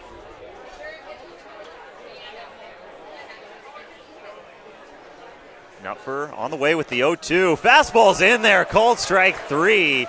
Knupfer bounces off the mound. It's a 1-2-3 inning against the heart of the order, and the Sealslingers are still tied with the Dudes. Man, Knupfer has shoved today. Yeah, that's now 3 1/3 innings of work for Knupfer. We expected to see Bray try to go 3, but then after he encountered a 38-pitch inning in the second, Knupfer comes in, shows some emotion, and he deserves it. This has been an incredible bounce back after kind of a shaky first 1 1/3 innings in his first 2 appearances, and tip your cap to Knupfer. We are slinging seals at the Friar. Our rogue orca running around with seals, and if you want to be like the whale on the hats today for the Seal Slingers, you can get your very own seal. The merch right is also fantastic. It really is. They really could not go wrong with the 2 name choices. I think there's a reason it was a toss-up on the name the team vote. Dylan Carroll's back out there for the Dudes, and he had a really good 4th inning for the Dudes last time out. Yeah, just sat him down in order. Now coming out. This is going to be a tough part of the lineup, though. Returning to the top part. Turnbow's starting to turn the corner a little bit at the plate. Then you go down to Rolling, and then back to the top of the order with Gullard, who is always a tough out. Turnbow will be relieved for Noah Kuhn. Kuhn, 167 average on the season, but an OBP of 444 thanks to 4 walks. So he has been finding ways on base, even if the hits have not been coming as much as he wants them to. Yeah, he didn't see a lot of strikes in yesterday's game. He got the start at short, made a couple nice plays. Didn't really see a strike through the first about 7 pitches he saw. He walked in 4 consecutive pitches his first at-bat, but then went down swinging the second time. I think he just wanted to swing the bat a little bit, swung at a couple that were outside the zone. So looking to put some bat on the ball today, coming in for Turnbow. Kuhn, Rolling, Gullard due up. Rolling scored a run in the third. Gullard and Lowe also reached, so this part of the lineup has already had success today. But it will be the first look at Noah Kuhn as a Seal Slinger. And the first pitch of the fifth inning, down the right field line, tailing foul, and it stays in fair territory. Kuhn coming around first. It's going to be a close play at second. He slides in safely, first pitch of the fifth inning, and it's a double for Noah Kuhn. Yeah, it's kind of hard to gauge from our angle if that ball is going to stay fair. It certainly looked like it was going to tail foul off the bat, but Kuhn just takes the first pitch he sees coming in, pinch hitting. I think he even hesitated there. He didn't think that was going to stay fair, but Kuhn's got a lot of speed as well, was able to get over to second base. So the leadoff guy on and in scoring position for Rolling. Rolling walked his first time up. Only his third plate appearance of the season. First pitch he sees way outside, ball one. Gullard is on deck, so traffic will be huge for the Seal Slingers with the top of the order on the way. Yeah, Rolling went down 0-2. His last at bat was able to force a walk. Pretty big lead for Kuhn at second, and Carroll falls behind a Rolling 2-0.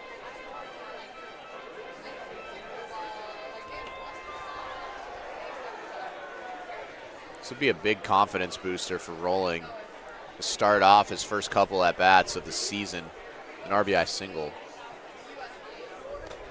2-0, and he's way ahead. 3 balls and no strikes. The Seal Slingers in the baby blue on Father's Day, looking for their first lead of the game so far. Kuhn serves as the go-ahead run over on second. Yeah, both offenses have been quiet over the last couple innings thanks to the relief pitchers coming in and throwing shutdown work with Carroll and Knupfer. 3-0 to Rolling, and it's his second walk of the game. He hasn't seen a strike in 8 straight pitches. So runners on second and first and nobody gone. And now Rylan Gullard will step in. So a spot where the Seal Slingers can really get something going. We've already seen a few big innings from them this season. And it's kind of become their tradition, in a sense, to just ride a big inning in a game. Yeah, and this is a guy who can really kickstart it. Noah Kuhn got the job done. He's showing bunt, is Rylan Gullard. Already has a bunt single today. Corner's way in. Now Kuhn breaks. Gullard swings away. Unai all over it. Oh my goodness, that's the second time Unai has taken away a hit.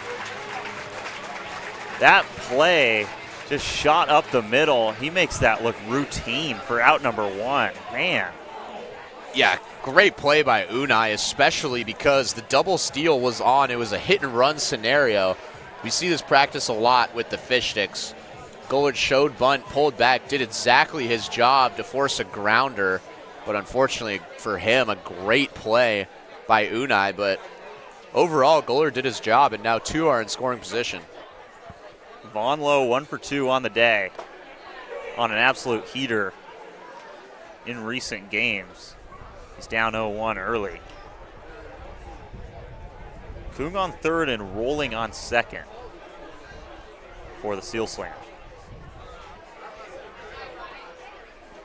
Yeah, got a hit his last time up with runners on first and second. It was hit so hard that Rolling wasn't able to turn the corner and score over at third base. So Vaughn Lowe has just been on an incredible hot streak over the last couple of games, and another great opportunity to continue that. 1 ball, 1 strike. Lowe down the third base line. Kuhn has to duck and dodge that ball as it rolls foul for strike 2. Very similar to the spot that Lowe was in last at bat. Fought off a couple of fastballs foul with 2 strikes in the count, and then turned on an off speed from A.J. Knorr, the starting pitcher for the Dudes. 1-2 coming to Lowe. Almost into the stratosphere with that pitch. Way up high, ball 2. Braden Bartholomew is on deck. We've seen a couple very hard hit balls from Bartholomew, but neither was able to get down out in left field. 2-2 to Von Lowe. Once again up high. Another full count here in the fifth. Yeah, the fastball is starting to get away from Carroll a little bit. He's almost grunting, trying to put too much velocity on those fastballs. And Lowe, a disciplined hitter. Payoff from Carroll, misses out. The second walk of the inning issued by Dylan Carroll. And the Slingers have one on every bag for Braden Bartholomew. Yeah, another big opportunity for Bartholomew, who is having such an unlucky recent couple of at-bats today. And it looks like there will be a mound visit. There was a sliver of action in the bullpen. I think that's going to continue to ramp up here. Looks like they're going to send a pitcher out there right now during this mound visit.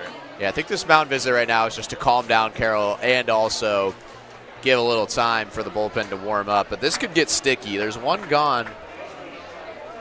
A hit could score two, but a ground ball could get the Dudes out of this inning. They've already gotten out of a bases-loaded jam earlier today. This would be a big spot to do the same.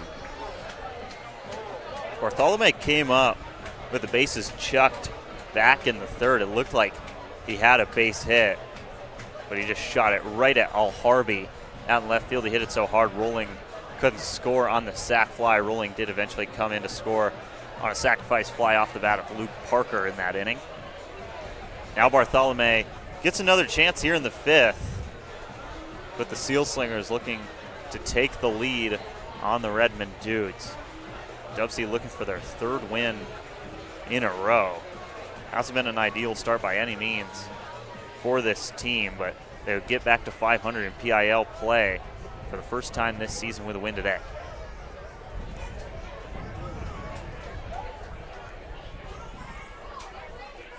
First pitch, Bartholomew fouled off right to his feet, strike one. Yeah, Bartholomew, loud contact both to left field. His last couple at-bats, again, sent one so far beyond the fence, but foul yesterday. That's probably the farthest ball we've seen hit in a practice or in a game at the Friars so far this summer. Carroll has worked himself into a jam after a really good fourth inning. Bartholomew shows bunt and waves and misses, so he's down 0-2 quickly. Yeah, now Kribbe obviously going to give him a sign to swing away here. Doesn't want to risk a bunt out, especially with the way Bartholomew's been getting contact today. Carroll up 0-2 on Braden Bartholomew. And it's a three-pitch strikeout. Huge out for Dylan Carroll here in the fifth. Yeah, Bartholomew continuing to struggle from the plate, but that is a huge out nonetheless. Another opportunity for Luke Parker here, but Carroll nicely done after that mound visit to come back and retire Braden Bartholomew, now two gone. Luke Parker comes up, 1 for 1 with a single, also brought in a run on a sacrifice fly in the third to tie this game up at 3. Now looking to give the Slingers the lead in the first pitch. Misses in for ball one, rolls away from Marvin Yu. Kung thought about it, but stays put at third.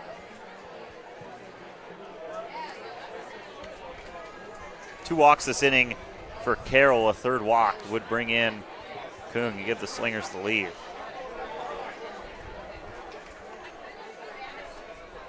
Parker came into this game hitting .217, went 11 for 26 at Colorado School of Mines this last season. Swings through a changeup, strike one. Yeah, you're going to see some nasty hacks from Luke Parker on this at-bat. Seems like every time he comes up, there's runners in scoring position. Capitalized on that back in the second, but another big opportunity for him.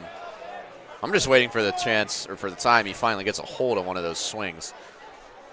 1-1 over to the third baseman. Go Hagen tags his bag. Dylan Carroll leaves him loaded. Nice work in a tough spot by the Dudes reliever. And the Sealslingers and Dudes stay even. 3 apiece through 5 at Mel Olson Stadium.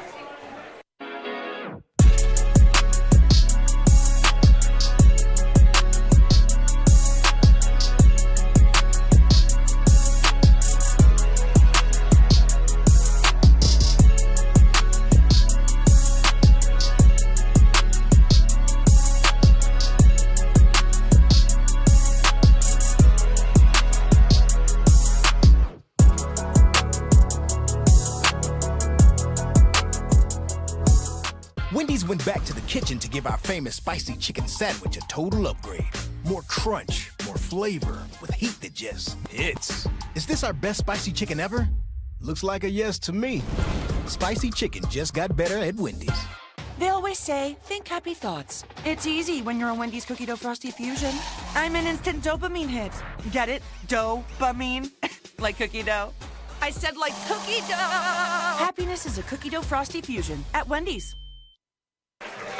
So Cole Nupfer doing some pretty valuable work for this Sealslingers pitching staff today. He's going to come out after coming in the second. He's going to come back out for the 6th inning. Yeah, 3 1/3 innings of work. Got out of a bases-loaded jam. A really tough scenario with Julian Unai coming up, one of the best hitters, if not the best hitter for the Dudes. And since then, it's just been really clean, efficient pitching from Nupfer, who's headed to St. Mary's in the fall and showing why he's a Division I talent with this outing today. Lucas Coma, Austin Enderson, and Brody Gohagen are due up for the Dudes in a 3-3 ball game. Heading into the 6th inning, every one of these guys has seen Nupfer already today. Coma was the one that ripped a double off Nupfer back in the 3rd, ended up scoring a run on an error. Nupfer's first pitch to Coma the second time around is a strike. Yeah, first pitch strikes has just been a staple for Nupfer to get ahead early in counts. He's got a few strikeouts, and that's the reason why. There's another one just zipped in there. It's been a healthy dose of both the fastball and the off speed, really showing off both. Starts Coma off with a couple fastballs. He's ahead 0-2. Already seen 4 strikeouts from him today. And he misses low for ball 1 as he's looking for his 5th here. And striking out the middle part of the order, too, the one that gave the Fish Sticks trouble yesterday. Tough part of the lineup for the Dudes. 1-2 Coma, flied down the first base line. It looks like it will go over towards the party area here at the Friar, and Coma will stay alive at 1 ball and 2 strikes. It looks like Riley Sonoy has come in right field, so Noah Benedict's day will be over.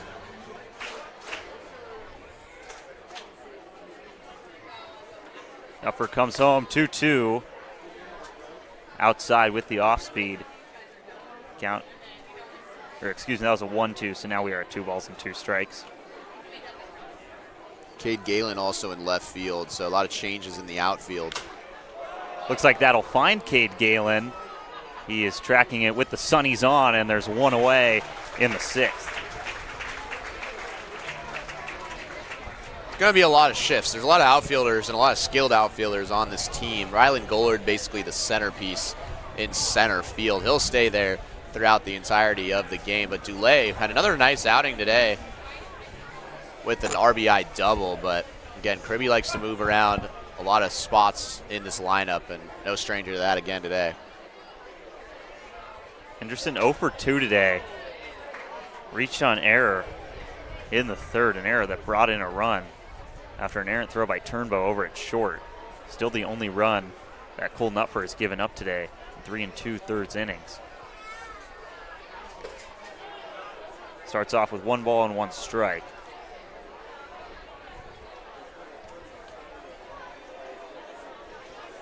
Henderson, one of the guys that was not here at the Friar last night in the Fish Sticks 10-5 win. Nupfer ahead 1-2, another case of Nupfer getting ahead in the count. Yeah, his pitch sequencing has been really good as he has moved on in this appearance. Just complete mix of the fastball and the off speed. 1-2, grounded through the middle. Hamada can't get it. It's a base hit for Austin Enderson. Yeah, that was a nice piece of hitting. Just saw that fastball the whole way. It's a coach's dream as that line drive up the middle for a base hit. So 1 on with 1 gone.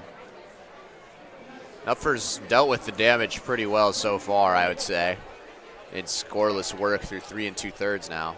Pitch count up to 62. It'll be, and right on cue, Kribbe giving him the claps. It will be the end of the afternoon for Nupfer.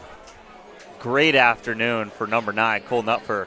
comes out after 3 2/3 with no earned runs to his name. Kribbe reaches into the bullpen in a tie game in the 6th inning.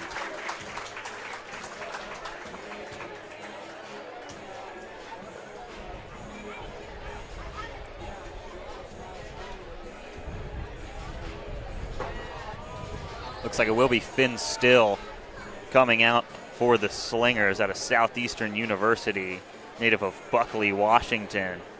It's been really good work from Finn Still so far this season. He's thrown 5 innings and hasn't given up a run yet. Yeah, this is his 5th appearance. That'll be the most on the team so far this year. As you said, has been pretty phenomenal in those appearances. Has yet to let up an earned run. Has 4 strikeouts and just 2 walks across those 5 innings. A really elevated fastball for Still, and he's got a lot to fill after really shut down 3 2/3 from Cole Knupfer in his best outing of the summer by quite a big margin. And Still coming out of Whitman, or he pitched well last year. Let's take a look at the upcoming schedule. The Fish Sticks will return next week. All 3 games coming against the Redmond Dudes to start next week. $3 Thursday on the 25th. First pitch at 6:35. Then a Friday makeup game at 6:35. Then they'll face off against the local travel team Bombat. First pitch 6:05 on Saturday.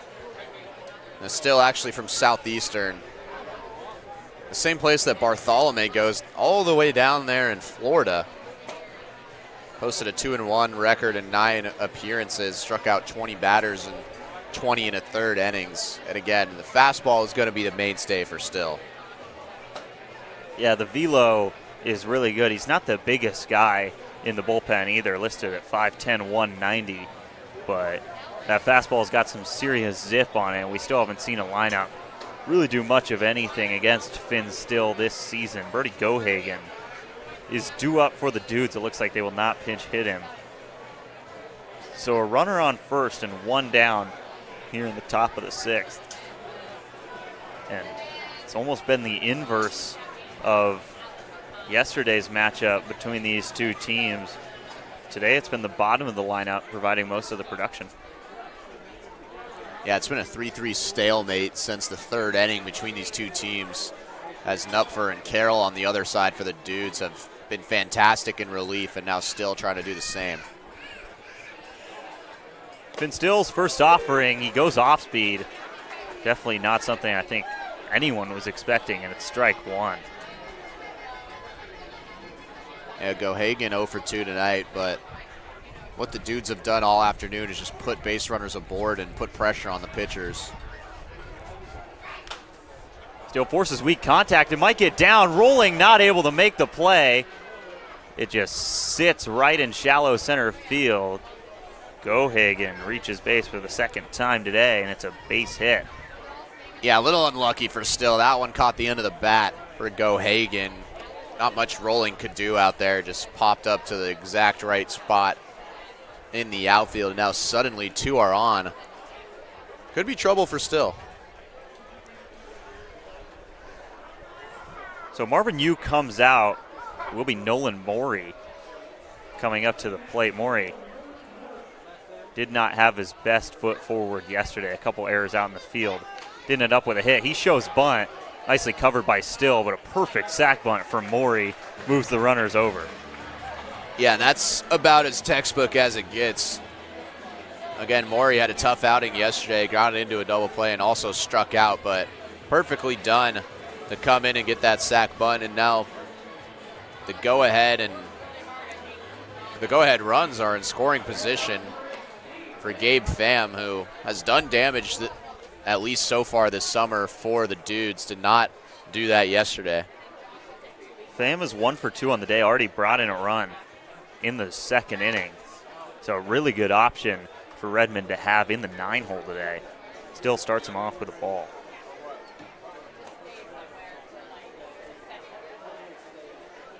Knupfer responsible for the runner on 3rd. The runner on 2nd belongs to Still. 2 down in the 6th, and Still falls behind 2-0 to Pham. Yeah, important for Still to kind of take a deep breath here. There is an open base, but there are 2 gone. No need to put extra base runners on. Still's seen trouble before. He's been able to get out of all of it so far this summer. Pham into center field. Gullard all day to read this one, and Finn Still keeps the Dudes off the board in the top of the 6th. Cole Nutford, no earned runs in 3 2/3. Still makes it official, and we are in the middle of the 6th inning, tied at 3. Wendy's went back to the kitchen to give our famous spicy chicken sandwich a total upgrade. More crunch, more flavor, with heat that just hits. Is this our best spicy chicken ever? Looks like a yes to me. Spicy chicken just got better at Wendy's. They always say, think happy thoughts. It's easy when you're a Wendy's cookie dough frosty fusion. I'm an instant dopamine hit. Get it? Dope-amine? Like cookie dough. I said like cookie dough! Happiness is a cookie dough frosty fusion at Wendy's.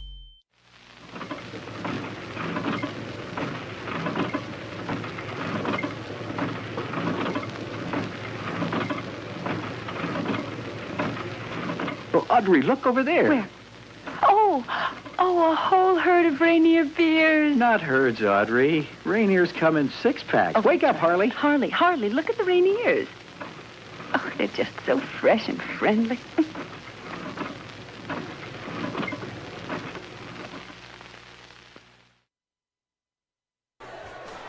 Back here in West Seattle on a day that has just turned out to be an absolutely pristine afternoon at the ballpark. Angus Trangmore, Kyle Sweeney coming to you from White Center. And it's kind of been monkey see, monkey do in this game. A lot of matching frames for these 2 teams so far, and we find ourselves deadlocked at 3 going into the bottom of the 6th. Yeah, 2 runs in the 2nd from each team and then 1 run in the 3rd. And since then, 3 innings of scoreless baseball. Credit to the pitching staff of both teams, and especially Dylan Carroll, who has come in wonderfully, relieving A.J. Knorr, and then Nupfer and Still combining for 4 innings of scoreless relief for Kenji Bray. So after kind of a weird start to the game where there were 5 combined errors for both teams, the defenses and the pitching staff have really cleaned up things here at the Friar. It'll be a new look lineup for the Seal Slingers in the 6th inning. Cade Galen will lead things off, and then Riley Sonoy will follow him. And then it's expected to be Peyton Barsotti after that. Galen only hitting .118 on the season this season so far, but has worked 4 walks. Carroll stays out there for the 6th, and he picks up right where he left off with a strike to Galen. Yeah, Galen has really struggled to start the year, but a lot of speed and a D1 talent at Portland, so trying to get him kick-started, especially with George out with injury. Again, this is one of the few guys really competing to take over that spot in the 2-hole and in left field, where George will likely not return for the rest of the summer. Weird defensive alignment with how fast Galen is. Corners are somewhat in, a third is especially in, and then the middle infielders deep for the Dudes. 1-1 coming to Galen. He is behind the fastball from Carroll for strike 2. Yeah, just hasn't really been able to catch up to many pitches. He hasn't seen a lot of action in the last couple of years. Still trying to get things going. Obviously a lot of talent. Set up in the back of the box. Like usual in the 1-2. Nice pitch from Carroll for strike 3. He gets Galen looking. Yeah, great start for Carroll, who has just been lights out so far. That's just his 30th pitch in 2 1/3 coming in for A.J. Knorr, and it's been lights out. Just pumping the strike zone. 18 of those 30 pitches have been strikes, and just working this fish sticks order. It's now the first at-bat for Riley Sonoy today. Sonoy comes in with a 182 average. Replace Noah Benedict out and right on defense in the top half of the inning. Sonoy up the middle, and it gets through off the glove of Coma.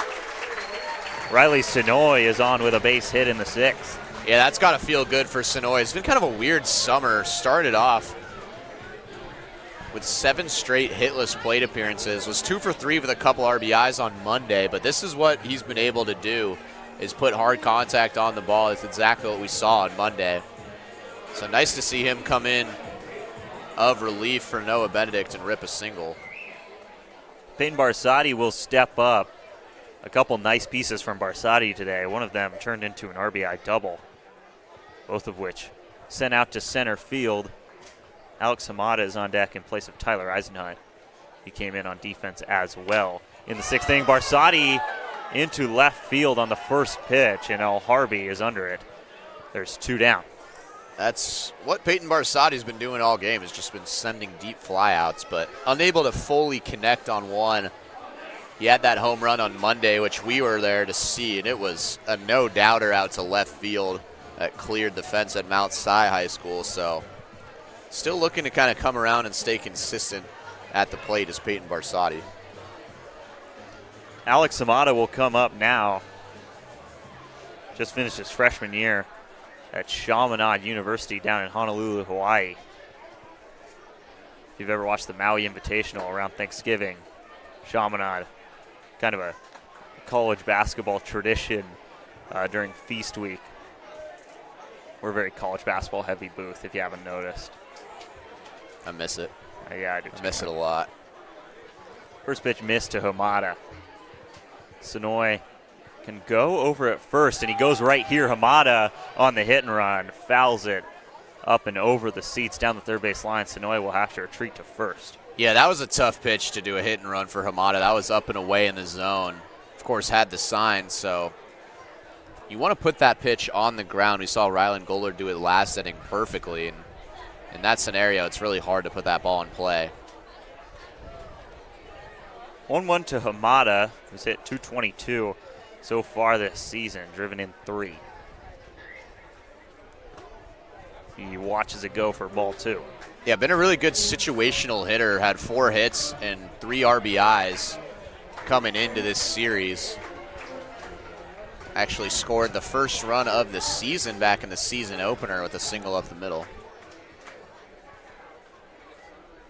2-1 coming. Carroll checks on Sonoy, then comes to Hamada. Another foul ball. And Carroll's fastball, he's just been relying on it. It's been working a whole lot. Yeah, continuing to go here, and I'd expect with this short bench for the Dudes, excuse me, that he will continue to go. There was a little action in the bullpen last inning before Carroll was able to get out of the bases loaded jam. 2 balls, 2 strikes, 2 outs here in the bottom of the 6th in a 3-3 game. Carroll, and now he's got Sonoy picked off, but the pickoff is awry. It gets by the first baseman, Perala. Sonoy catches a break, and a lease on the inning. It's going to go down as another error for the Redmond Dudes. Boy, Sonoy got fortunate there. Carroll was staring at him the whole time, had him gunned down for a pickle. You could see he was frustrated. He let that get away from him. I think Carroll was a bit excited, as Sonoy was pretty much breaking already. That would have been probably the easiest play of the day for the Dudes. So now it's a big move because Hamada is a really talented hitter with just poking a single through the infield, and that would likely score Sonoy from second as the count fills. Now you're getting a dangerous situation here with the opportunity to put 2 on and 2 outs. Noah Kung, a similar skill set on deck for the Slingers. Sonoy moves around. Carroll comes home with the 3-2. Hamada, high chopper over to Coma at second. He flips it to Perala. Hamada is out, and it's 3 scoreless innings for Dylan Carroll. Great work out of the pen for the Redmond Dudes. Yeah, stays scoreless. Carroll been able to get out of every single jam he's seen so far today. The Slingers, excuse me, have not been able to score since the bottom of the 3rd, and neither have the Dudes, so basically locked at 3-3 for the past now 3.5 innings. So a Mel Olson Stadium classic, the pony hop, set up in left field. This always produces something. It's kind of hard to keep it upright, the pony. I've noticed that it's a pretty popular mistake to just kind of go belly up when you move too far forward. But this is a pretty good group, and especially that team on the inside line. Middle, really well done on the pony hop today. Yeah, the middle's going pretty conservatively there. Just inching forward. I mean, at some point, you know, third is third. You don't want to hurt yourself. I get it, to be honest, but we could have used a little more hustle, I think. Finn Still will come back out for the 7th, and like you alluded to, the first 3 innings were just kind of out of the blue in this one. A lot of weird happenings on the field, but ever since then, both teams have been pretty shut down in the field. Yeah, I kind of highlighted it in the beginning of the game that the Dudes had 5 errors on Friday. They out-hit the Merchants and still lost because of it. Then had 3 errors yesterday in the 10-5 loss to the Fish Sticks. And the Sticks kind of try to do their best Dudes impression. They've had 3 errors all in the infield so far. That's led to those 3 runs. And right now,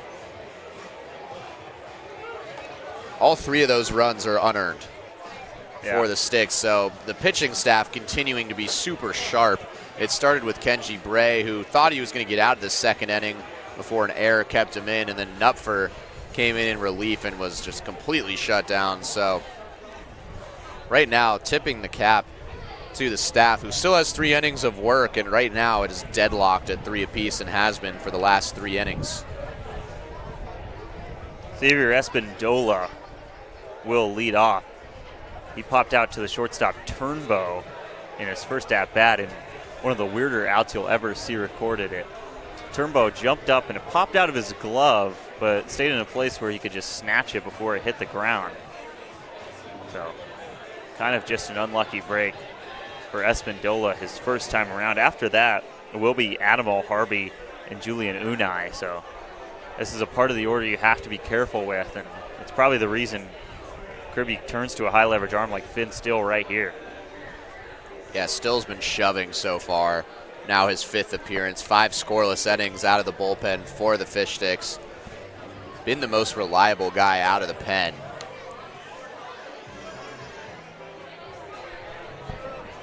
So some confusion, it looks like, with the home plate umpire, and maybe Espindola came in to pinch hit last time he was up.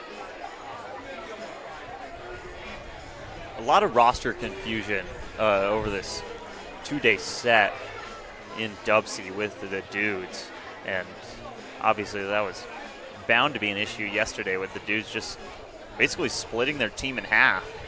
One side going down to Tacoma and playing the Studs, and one side coming here to face off with the Fish Sticks. Now they are at full strength against the Sealslingers, and we go into the 7th inning. All square at 3 runs apiece.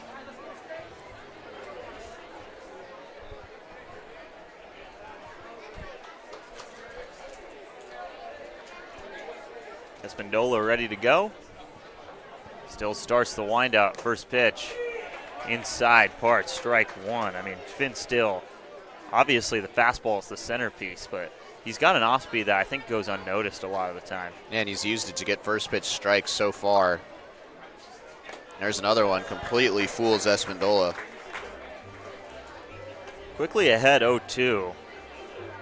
Obviously you want to work quick with the dangerous part of the order coming up, but the Dudes have done just such a good job with their 2-strike approach over the past couple days. Still just misses on strike 3. You could see Barsotti pop up, and he was ready to throw it around.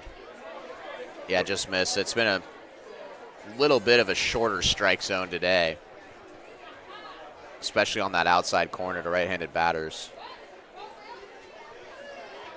1 ball and 2 strikes. Finn Still looking for his first strikeout. Misses narrowly again. That's what the Dudes have been doing. I've mentioned it a couple times. It's starting to sound like a broken record, but their at-bats have been so impressive, just refusing to go away. 2-2. Did Espindola go? No, He was able to hold up. Man, that, if we could get a replay on that, that sure looked like he went. Here we go. Yeah. Our dugout cam gives us a great look at those check swings, and on that one, he does cross the plane, but it's called a no swing. Now we're looking at a full count to start the top of the 7th. Stills payoff, and Espindola stays alive. And so Still thought he had a strikeout earlier in the at-bat after he painted the quarter with a fastball, and then Espindola gifted an extra life. This would be impressive if Still is able to put all that behind him and be able to retire Espindola. Would be a big leadoff base runner for the Dudes with the lineup card turning over. Second payoff, Still missed it with the fastball. Great AB from Espindola to get it started in the 7th. Yeah, Barsotti basically motioned for him to just forget about that one. A couple of pitches could have ended in a strike 3 call there against Espindola, and now he's aboard.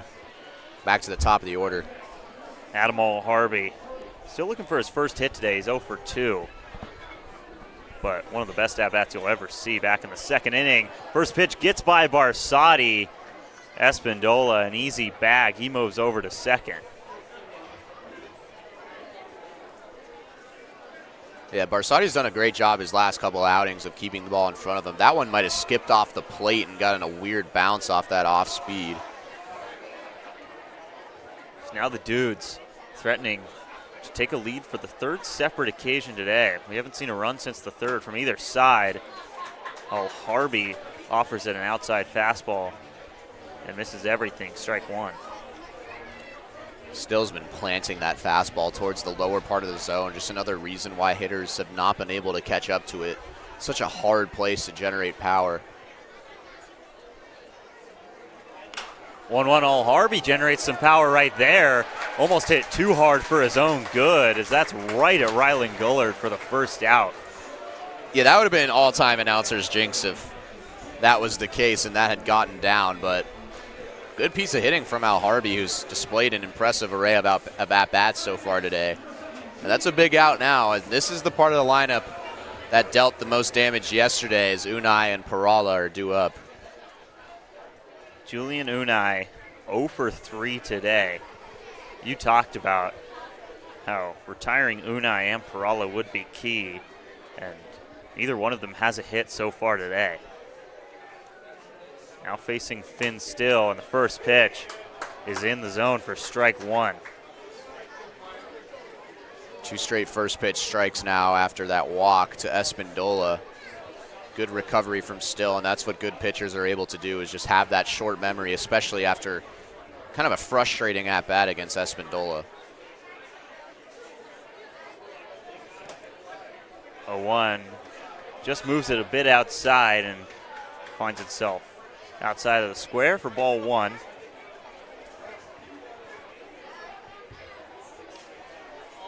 Unai launched a homer over the left field fence yesterday in the Dudes' loss. The 1-1, he chases after ball low and fouls it off for strike 2. That's what I'm talking about, though. It seems like he could chase anything and he still gets a bat on it. Yeah, I saw an elevated fastball that he took the opposite way for a solo shot yesterday. That was the first time the Fish Sticks have led up a home run to the opposing team at the Friar this season. 1 ball and 2 strikes, rolling. Makes Espindola think about coming back to the bag over at second. Still goes home, and it misses outside, ball 2. Dudes have been doing this. They have a runner planted at second base. He's been dancing and trying to distract the Fish Sticks pitcher. We saw Gohagan do so with Kenji Bray, and it worked to perfection.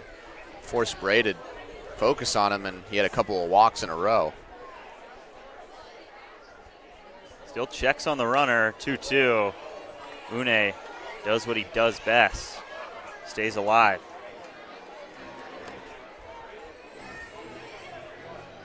Struck out looking on 3 pitches earlier today in a bases loaded situation to Cole Nutfer. You know, what felt like a spot where Unai really could have set the tone in this game. 2 balls and 2 strikes with 1 down. Unai once again fouls it off. And the stream of kids go chasing after it here at the Friar. Yeah, that put a worry into a lot of parents here who have their cars out there. it narrowly missed. A few cars out there. Everyone stays safe. Doesn't have to make any phone calls when they leave here. Another 2-2, the third straight 2-2 offering coming from Finn Still. Now he picks off to Espindola.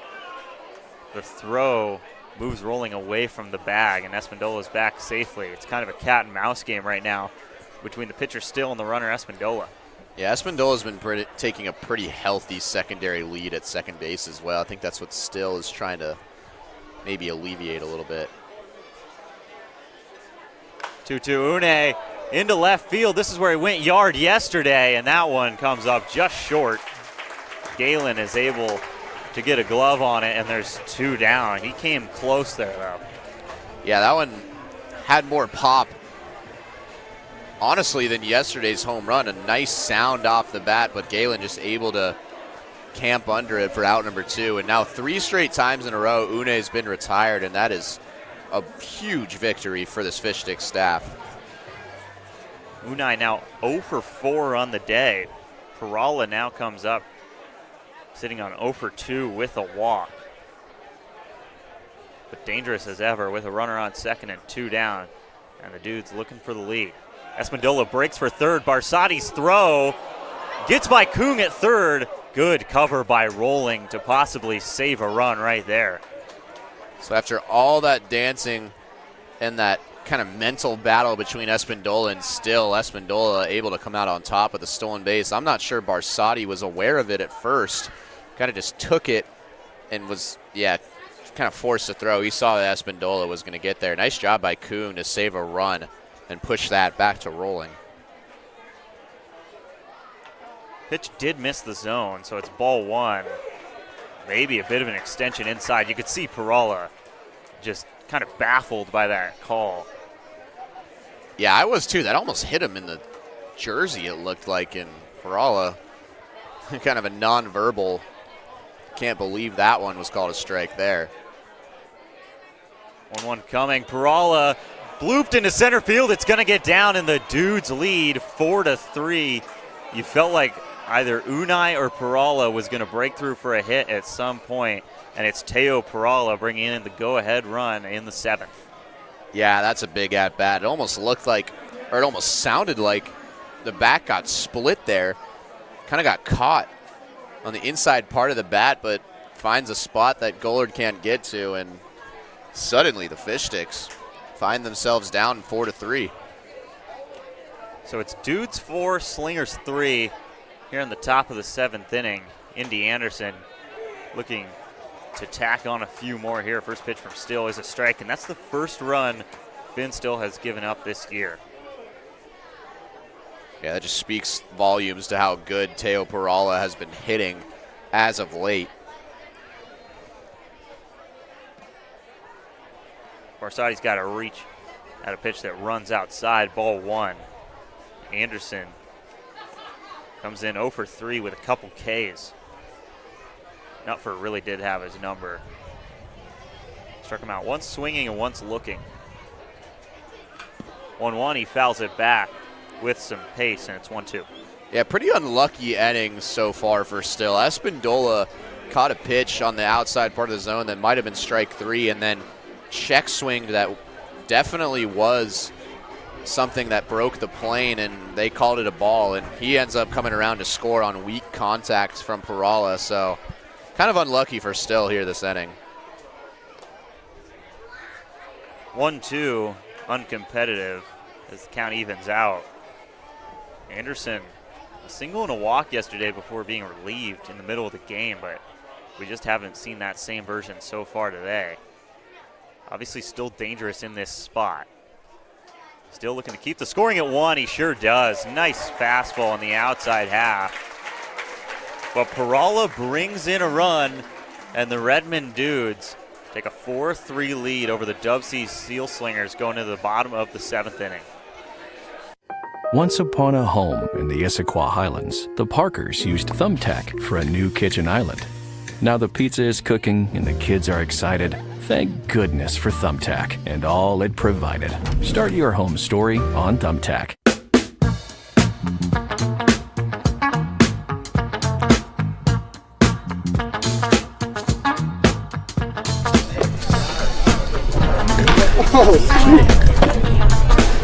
Thanks, Crispy.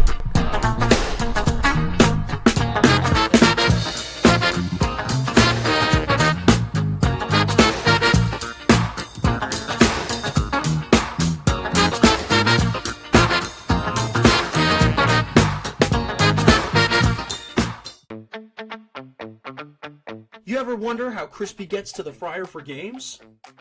He uses King County Metro's Rapid Ride H-Line.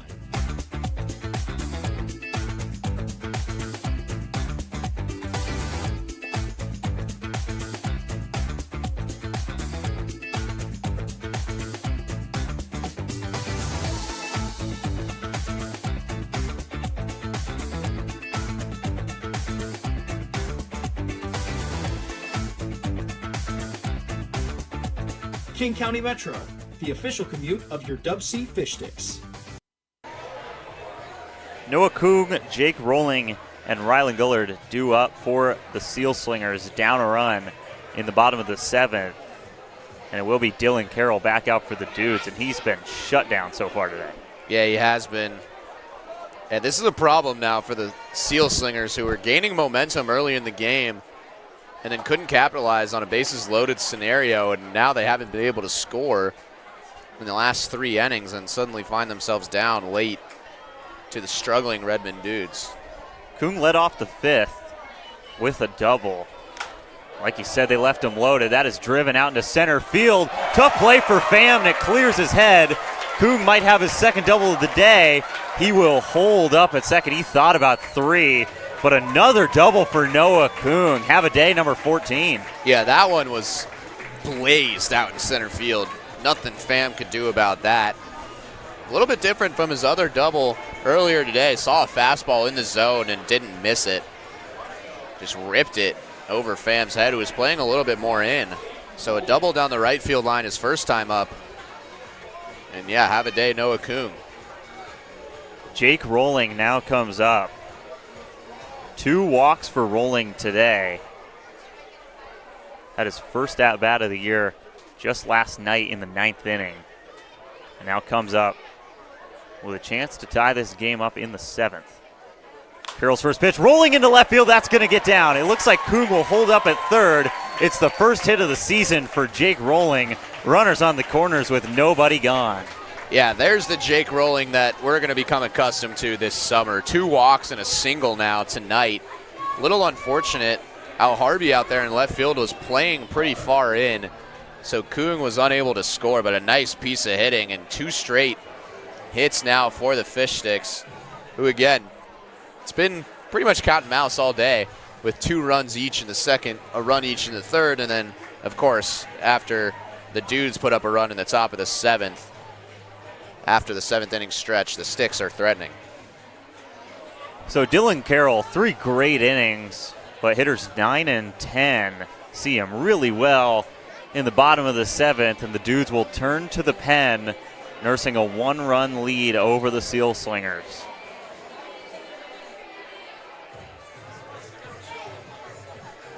We've had issues with identifying the bullpen pitchers coming in for the Dudes, just a bit of an unorganized roster situation for them. But back to Dylan Carroll's day, obviously not how you wanted the 7th inning to go if you're Redmond, but he was really good in those 3 innings of work. Yeah, he was, and finally starting to see some trouble. His pitch count was definitely creeping up, and that'll mean Heath will come in. This will be a right-hander, so a different look than the Seal Slingers got of Carroll the last few innings, but this is a tough spot. 1st and 3rd and nobody out, and to the top of the order with Rylan Gullard. It's going to be tough for Heath to come in. Looks like Jake Daly will pinch hit for Vaughn Lowe in the 2-hole spot, who's also been a great hitter so far this season. So this is a tough part of the lineup to come up against. You can see Rolling just kind of doing some jogs down the line. He is dealing with an ankle injury that kept him out of the first few games of the season for the Slingers. So I think the coaching staff kind of just testing the legs and making sure he can run, because he is the go-ahead run in a 1-run game in the bottom of the 7th inning. So they're going to need all the speed they can get out of him over at first. And Coon at third. I mean, any fly ball that's semi-deep, he's probably scoring. You saw Rolling score on the sac fly. That was in shallow right field, showing off the speed there. So definitely plenty of speed on the base paths. And in first and third scenario, I think Kribbe was talking to Gullard there. He's probably going to send Rolling and see if any chaos can happen and try to tie this thing up. That mantra of controlled chaos that Coach Kribbe preaches. And it would only be fitting in his final game at the helm here in DubSea, for the summer at least, before he leaves for Hilo, Hawaii. See if the Slingers can create some controlled chaos here. Rylan Gullard is up. Jay Heath comes in for the Dudes. Redmond going for the righty-on-righty matchup. Rolling stays at first. Gullard watches strike one go by. Great starter from Heath. Yeah, Gullard struggled a little bit today. Not the Rylan Gullard we're used to. He's 1 for 3 with a bunt single, but did have a nice hit and run scenario, as Heath will check back to Jake Rolling, but had a nice hit and run scenario, did his job to advance the runners. So looking to kind of swing away freely for the first time today since the first at bat when he struck out. Rolling goes. Gullard shows bunt. No throw. Jacob Rolling's got his first stolen bag of the year. Yeah, continuing to pour on an add-on to a great outing in his first really start of the season, I guess you could call it. He came in pretty early in the game. And 2 walks, a single, and a stolen base now for him. 2 runners in scoring position and nobody gone with Rylan Gullard up, but he's down 0-2 to Jay Heath early. Gullard over the shortstop, Unai. Rolling will hold up at third. Coombs scores. And we're back to even at the Friar. It's 4-4, and Rylan Gullard delivers once again. Yeah, this is something we are going to become accustomed to seeing this summer, and already have become accustomed to seeing. That is a 13th hit of the summer already. It was kind of difficult, as you can see right there, for Rolling. It could have been a line out, and he could have been doubled up there, so didn't really get a great jump off of second base, but Kuhn will score nonetheless, and this game is quickly tied up. Still nobody out, and runners on the corners, and now Jake Daly, who has swung the bat really well in the early stages. Now Rolling breaks for home as the ball gets away, and the Sealslingers lead for the first time today. Another heads-up base running play by Rolling. It was good on him to not try to force that run in the last at-bat, and comes back. That just bounced off the catcher, and the turf had it roll pretty far away. Take another look. Yeah, pretty unfortunate spot to not catch that. That was almost in the zone, and Rolling will come through to score for the second time today. Gullard advances to second on the pass ball, and now he breaks for third. The throw down, not in time. Rylan Gullard moves 90 feet, and the Sealslingers starting to move around on the base paths. Yeah, the 5th stolen base, by far the most on the team already for Rylan Gullard, and see just a great jump. They got Noah Maury back there behind the dish for you, and Maury's had a tough time in the field this series. Now that ball gets by Maury. Gullard breaking for home. The flip gets there in time. Gullard can't evade the tag. Gullard almost moves 3 bases on 3 pitches and scores a run. But nice defense for Maury and the pitcher Heath to keep the Sealslingers at 5. Yeah, I believe that Gullard almost hesitated there. You see it got past. There's a short backstop. It's always a tough play. Daly flied into left field.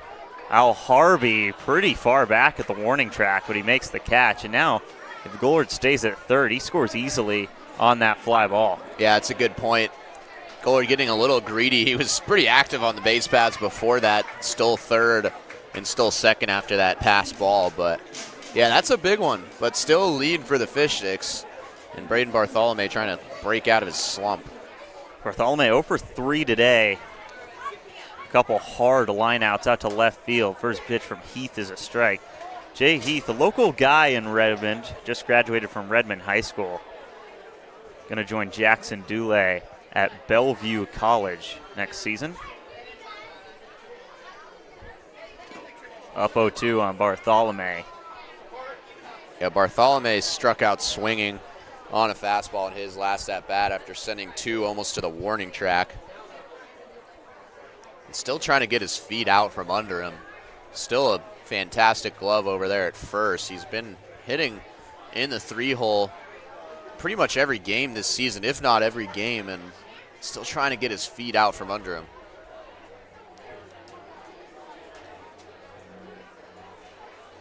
Hasn't seen a hit get down in a while. Now the 0-2 coming from Heath, and he fouls it off hard down the third base line. Kung led this inning off with a double, and then Jake Rolling popped a single into left field. Kung scored on a base hit by Rylan Gullard, and then Rolling scored on a ball that Nolan Morey could not handle behind the plate. 0-2 to Bartholomew. Dropped by the third baseman, but the play is not made. The throw is awry, so Bartholomew still can't get a hit, even though he just laces that ball at the third baseman.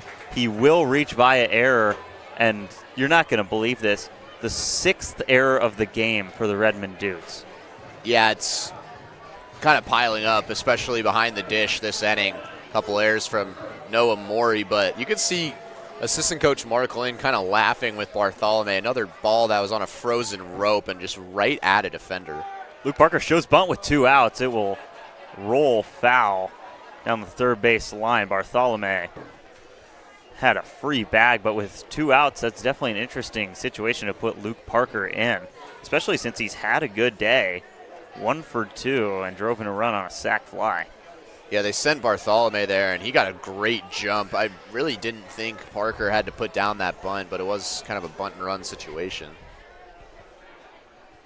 Parker flied high in the air into shallow center field. Al Harvey takes control of the situation. The 7th inning is complete, and the Sealslingers have their first lead of the day. It's 5-4 DubSea through 7. And here we go. It's the Thumbtack Relay Race, sponsored by Thumbtack. This has been a mainstay in our scripts. Just to explain it to you, there is a painter's team and a plumber's team. Thumbtack, the service is, they're just kind of your local handyman. So painters and plumbers, we've got an ad out in left field advertising the Thumbtack decks. And the relay race is underway. Luke Parker will take the mound for the 8th inning after flying out to end the bottom of the 7th. Painters quickly in the lead. Plumbers just, I think, having a tough time down the back end. Parker comes into this game with 2 innings under his belt this summer. 3 hits and 3 earned runs so far. Comes in a pretty big spot. Sealslingers protecting a 1-run lead going into the 8th inning. Plumbers have closed the gap out there. And they're going to just come back and win this one. Simple as that. Tough look for Painters after growing such a humongous lead, but the Plumbers prevail in the Thumbtack relay race today. Sealslingers had not led in this game before just moments ago in the bottom of the 7th. Noah Kung having a great day at the plate, 2 for 2 with a couple doubles. He comes around to score on a base hit by Rylan Gullard, and then Jacob Rolling, who has a single and 2 walks in his first full game of the summer, scores on a pass ball to give the Sealslingers the lead. Rolling still in over at shortstop. Kung, usually a shortstop for this team, playing at the hot corner today. Parker, some serious velo on the mound. Dudes have not gone away in this game at all, just fighting at the plate. Lucas Coma will lead off, 1 for 3 with a double and a run today. Coma, Anderson, and Gohagen due up for the Dudes.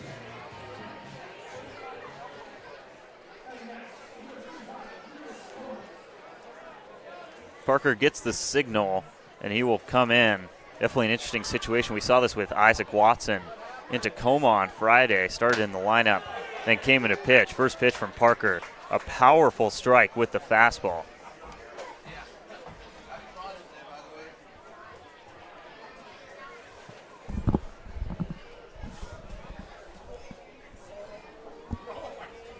A 1 count. Coma drives it into right field. Tough play for Gullard, and he's just going to have to let that drop.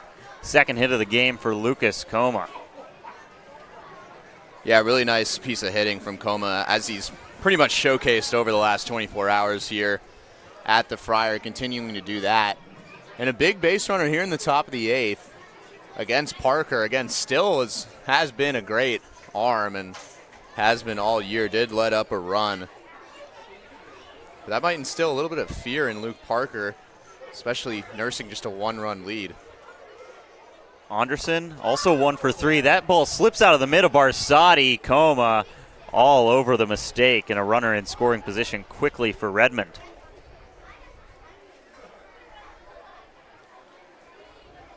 That was quick. That's pretty quickly done by the Dudes there. Again, let up 2 runs to give up their lead in the bottom of the 7th, and in the blink of an eye, have a runner in scoring position. Andresen had a single in his last at-bat. He for sure went around there for strike 1. Parker has some pretty good velocity on that fastball, but hitters have really seen it well so far. Not really a surefire explanation for Parker and his numbers this season. As Andresen, that's into right field over the head of Bartholomew. Throw coming in from Sonoy, and they will keep the runner Coma at third. So nice coverage by Sonoy out in right, but the Dudes just will not go away today. Yeah, Parker got pretty lucky because off of this fastball, you can see there's hesitation at second base by Coma, who would have easily scored had he gotten a great read of that right off the bat at second base. So that hesitation actually cost the Dudes a run. They're still first and third with nobody out, but that a little bit more heads-up base running there from Coma, and this will be a tie game. Brody Gohagen will come up for the Dudes. Gohagen also 1 for 3 on the day, and Luke Parker not off to an ideal start by any means. A couple base hits for Redmond, and they're looking to tie this one up once again. There's no one able to really grab a hold of the momentum in this one at any point today. No, the biggest lead has been 2-0 in the top of the second for the Dudes, which was quickly responded to with 2 runs in the bottom of the second by the Sealslingers. So this could get dicey. First pitch from Parker misses in, almost catches a piece of Gohagen's jersey. Ball 1. It's also tough for Parker, who flied out to end the inning, or end the top half of the inning, to come in and quickly turn around and come pitch.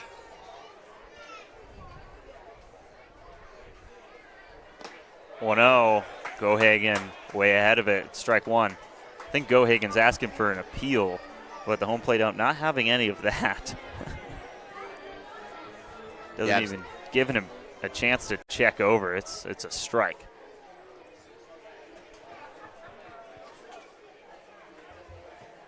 One ball, 1 strike. Gohagen, that's up the middle. Could be 2. Rolling glove flip to Hamada. What a turn. The Dudes tie it up, but Rolling with a heck of a play. He's had quite the introduction today at the Friar. Yeah, that was a fantastic play on the ground. We'll take another look at this. That does score a run, but hit hard up the middle. Rolling, playing double play depth, just flips it to Hamada. That's a great piece there by the glove of Rolling, who's had a great day at the dish. And man, as you said, what an introduction to Rolling. So despite the flashy double play turned by the Sealslingers infield, the Dudes have fought right back in this game, and they respond to the Sealslingers jab in the bottom of the 7th with a jab of their own. We are tied up at 5 runs apiece in the 8th inning. This is really all you can ask for as far as entertainment value goes in a baseball game. Just no signs of anyone pulling away so far. Nolan Morey is up for the second time today, laid down a pretty nice sac bunt his first time around. And Parker behind 2-1. Yeah, Morey struggled behind the dish last inning. Couple pass balls led to at least 1 run. And 9 combined errors in this game, and 6 of them by the Dudes. Ooh. Oh, that one just hits Morey square in the back, and he will take his base. A little oomph on the throw of the bat back towards the Dudes' dugout. And a runner on, the go-ahead run for the Dudes in the top of the 8th inning. Yeah, that one will hurt too. Parker has about an 89, 90-mile-an-hour fastball. Oof. That one hit him right in the back. So another base runner is aboard. This inning's not quite over yet. I've said that a couple of times so far today. Dudes have hit really well with 2 strikes and with 2 outs today as Gabe Pham fouls it back on the first pitch. Pham 1 for 3, drove in a run with a base hit back in the 2nd inning. That was the first run of the game for either side. Yeah, it was a great piece of hitting, too. Fought back in the count as well, as the Dudes have been doing all afternoon.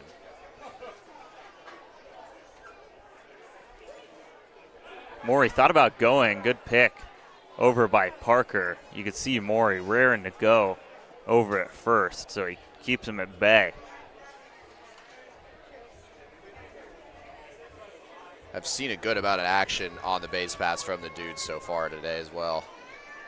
Morey's lead a little bit smaller this time around as Parker finds the zone, and he's ahead 0-2 on Pham. It almost seems like Pham has thrived in this kind of spot in the past couple days. Yeah, it's a big one for Parker to get out of here with the tie ball game and get to the bottom of the 8th and give the Slingers out lineup another chance to take the lead.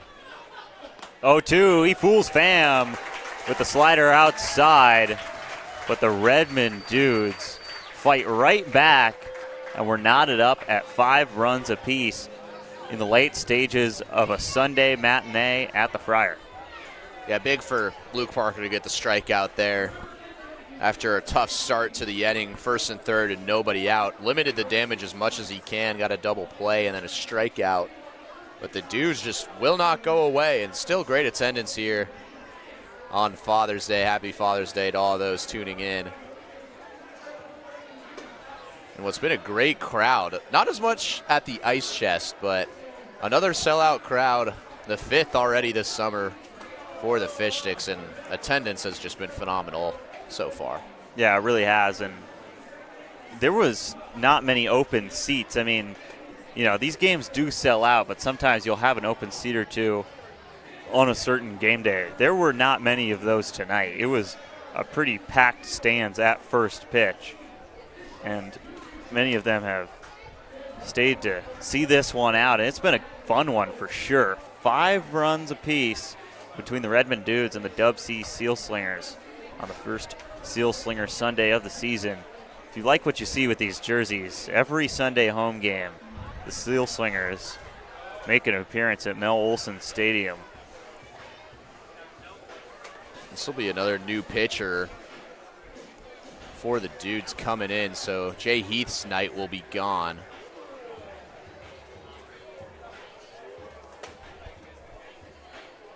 Also a new catcher behind the dish. Maybe a familiar face as Kane Bonemer, who threw on the mound yesterday, now catching for the Dudes. Not something you'll see a lot of.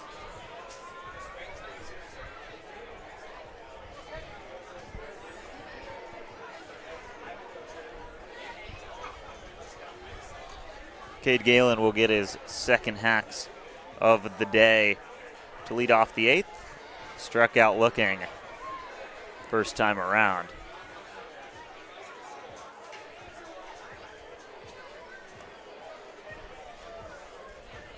Will be Galen Sonoy Barsati as of right now for the Sealslingers in the 8th. Barsati has been swinging it really well today.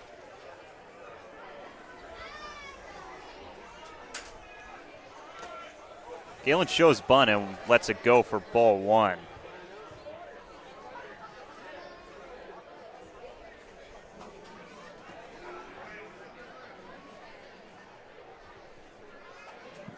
It'll be Lance Bart on the mound, another lefty. So, seen a lot of pitching changes for the Dudes late in this game as they try to win their first in the last 5 games. And so, the left-on-left matchup, advantage to Bart. Advantage to Galen in the count, however. 3 balls and no strikes. Got to think take sign all the way here for Galen. Haven't seen a strike yet from Bart. Third baseman Gohagen is playing very far in on the speedy Galen. It's a 4-pitch walk to start the bottom of the 8th. So a free pass for a very talented runner over at first. And Riley Sonoy coming up. Sonoy already ripped a single in this game. Yeah, this is dangerous. I would fully expect Galen to be taken off over at first base. Sonoy is starting to turn the corner a little bit this season.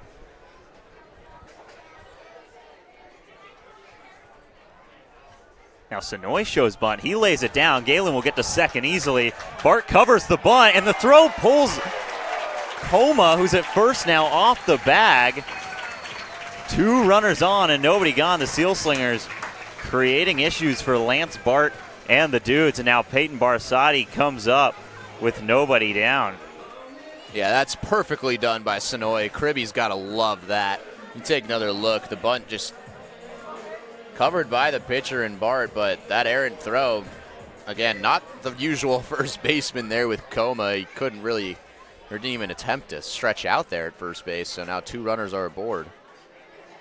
Smart play by Coma to come off the bag there. You don't want to try and stretch that out and let that throw roll into right field if you're Redmond. First pitch to Barsati outside, ball 1.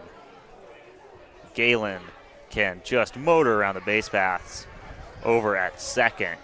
So a great option to have on second if you're the Sealslingers for the go-ahead run. Sonoy no slouch at first either. Now Galen breaks for third. It's a double steal. Barsati high in the air to left center. It might have some carry, and it's out of here! Peyton Barsati! A 3-run homer in the bottom of the 8th inning, and the Sealslingers have broken it open.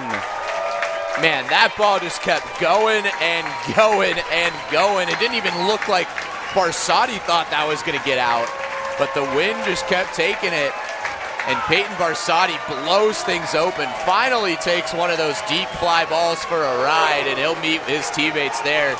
The second of the season for Barsati in a big spot.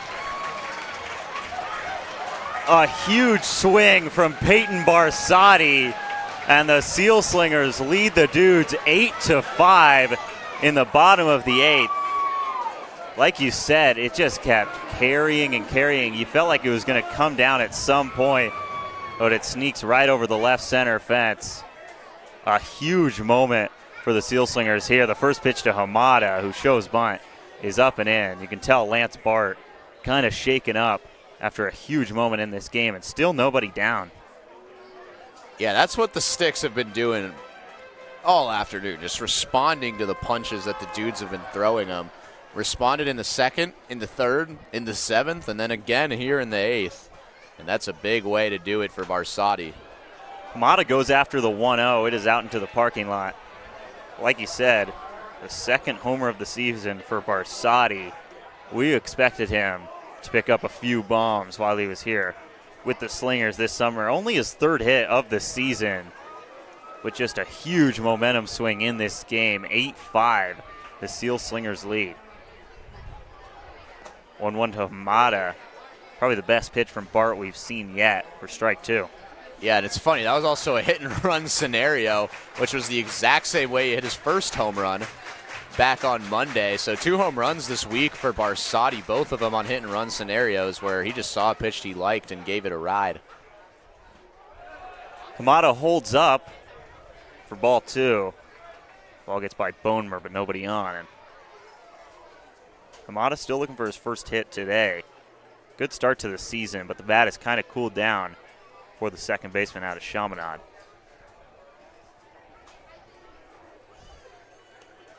Bart still looking for his first out of the inning. Sealslingers already plated 3. Hamada might get through up the middle. Nice backhand and a beautiful play out by the second baseman for out number 1.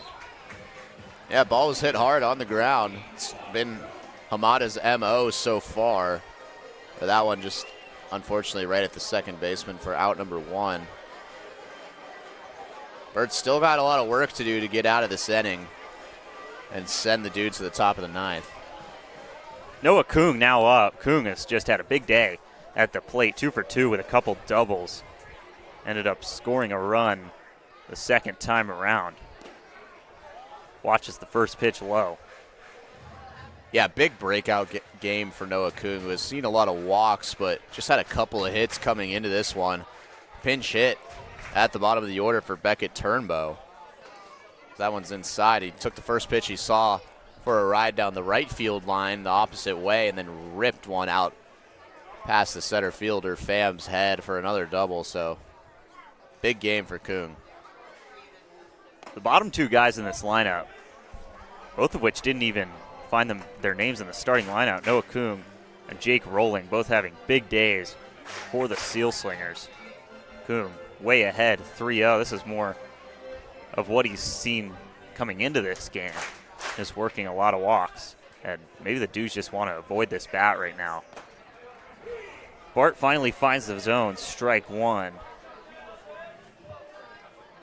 Peyton Barsotti, just a huge moment, probably the biggest swing of the season so far for the Sealslingers. A 3-run homer to give him an 8-5 lead here in the 8th. Kung, hot shot over to the third baseman. Looks routine for Go Hagen. There's 2 down. Yeah, that was another just drilled baseball by Noah Kung, which he's been doing all day.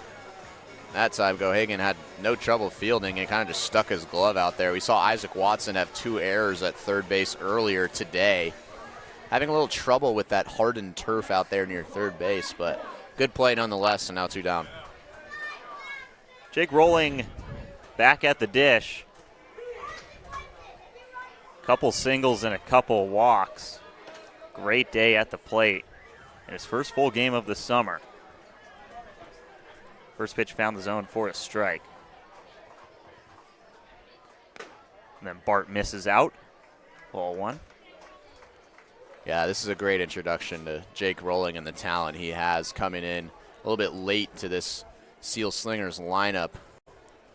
Also made a great play at shortstop. Made some nice plays at third base as well, which is not a position he's accustomed to. 1-1 skips in, catches a piece of the home plate ump for ball 2. Rolling, I mean, no reason to swing with Lucas Bart right now in a 2-1 count. Obviously got the last 2 outs with hard contact on both, but just hasn't had the control.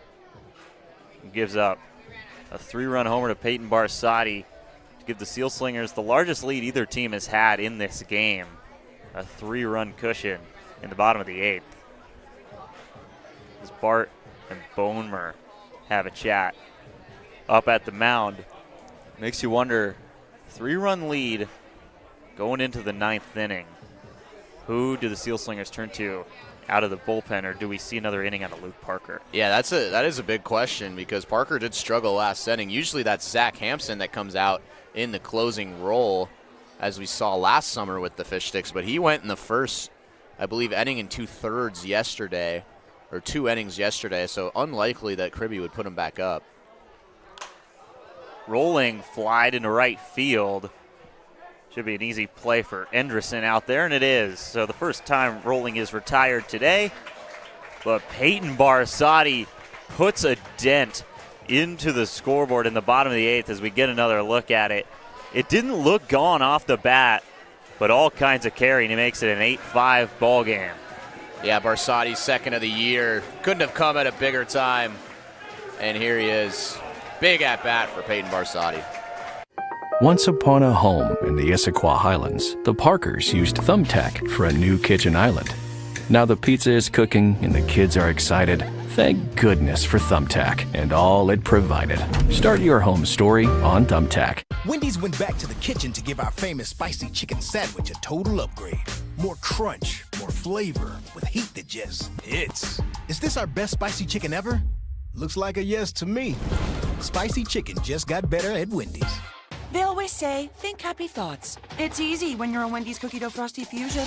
I'm an instant dopamine hit. Get it? Dopamine? Like cookie dough. I said like cookie dough. Happiness is a cookie dough frosty fusion at Wendy's.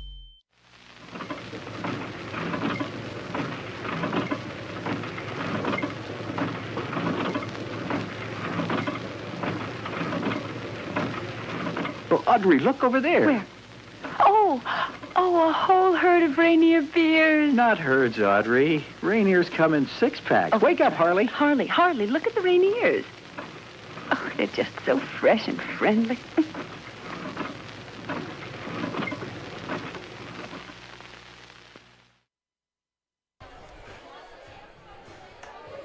So Peyton Barsati launches a 3-run homer in the bottom of the 8th. Now he comes back out behind the dish in the top of the 9th to catch Rodrigo Montano on the mound. Yeah, Montano, limited appearances so far this season, but now has a 3-run cushion. So we were talking about maybe having Zach Hampson come in, but with the 3-run lead, this Dudes team is not going away so far this season. But Montano gonna come out. Again, the Eastlake High School guy under Coach Kribbe last year. We saw him take a couple at-bats over the weekend, but 1.92 ERA across 9 appearances last year at Eastlake. Spent 3 years on varsity, so very skilled left-handed pitcher, and now coming in to shut down the Dudes and try to get the Slingers their second straight in as many days over the Redmond Dudes. Xavier Espindola will lead things off. Then it's Adam O'Harby and Julian Unai for the Dudes. So this is the part of the lineup you want up if you're Redmond in this situation. Montano, obviously a guy Kribbe trusts. Through 43 2/3 innings in his senior year at Eastlake. The second closest guy in innings pitched at Eastlake in 2026, only threw 16 1/3. So Montano got the bulk of the work for Coach Kribbe's team, and he turns to him here with a 3-run lead in the 9th. The count is 1-1 to Espindola, who has popped out and worked a walk in the 7th. Yeah, pretty cool by Coach Kribbe in his last game here at home, at least for this summer, as he prepares to depart for Hawaii at Hilo, a D2 program in Hawaii, to kind of have his mainstay guy this past year come out and close this thing out. 2-1, Espindola pops it up. Looks like it won't stay in play. Bartholomew gives it a chance, and it goes right off the hut out by the Sealslingers bullpen for strike 2.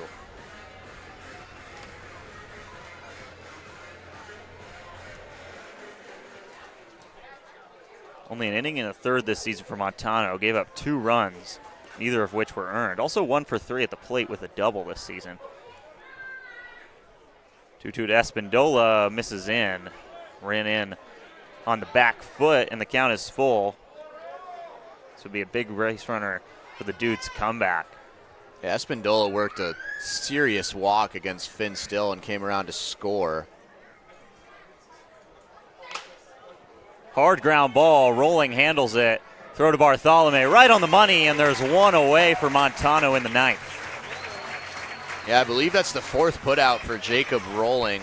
2 at third and 2 at shortstop, including a diving play to force a double play, and he has really impressed me in his first game of the season, or his first full game of the season, I should say. Coming off that ankle injury, we should expect to see a lot more of him.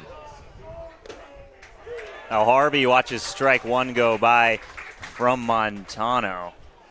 Not the highest velocity dude, not the biggest guy either, listed at 5'7", 170. Going to go play at the Colorado School of Mines with Parker and Bray, two guys that have already pitched today. And he's quickly ahead 0-2 on Al Harvey. It's what you want to see if you're Coach Kribbe, is getting ahead in counts against the bottom of the order for the Dudes, which has done damage today. Al Harvey, weak contact. Nice fielding from Montano. The throw a little high. What a snag by Bartholome. He reaches into the heavens to handle the throw for Montano. There's two gone. Montano, nothing to do but laugh at the mound. Yeah, take a look at this extension from Bartholome. Kind of a little lackadaisical on that throw from Montano. And that's pretty impressive off of that pretty much full vert to still get his right foot on the bag. And Bartholome this weekend has made some really impressive plays. Julian Unai, uncharacteristic at the plate today, 0 for 4. And he watches the ball to start off the 5th plate appearance. Yeah, ripped up the Seal Slingers yesterday. Quieter game today. Nice pitch from Montano for strike 1. Unai. A couple flyouts, a hard line out, and a strikeout looking one.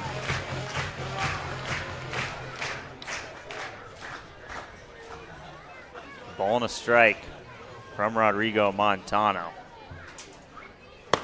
Unai waves and misses. Montano a strike away from a clean inning to put the cherry on top of a Sunday win.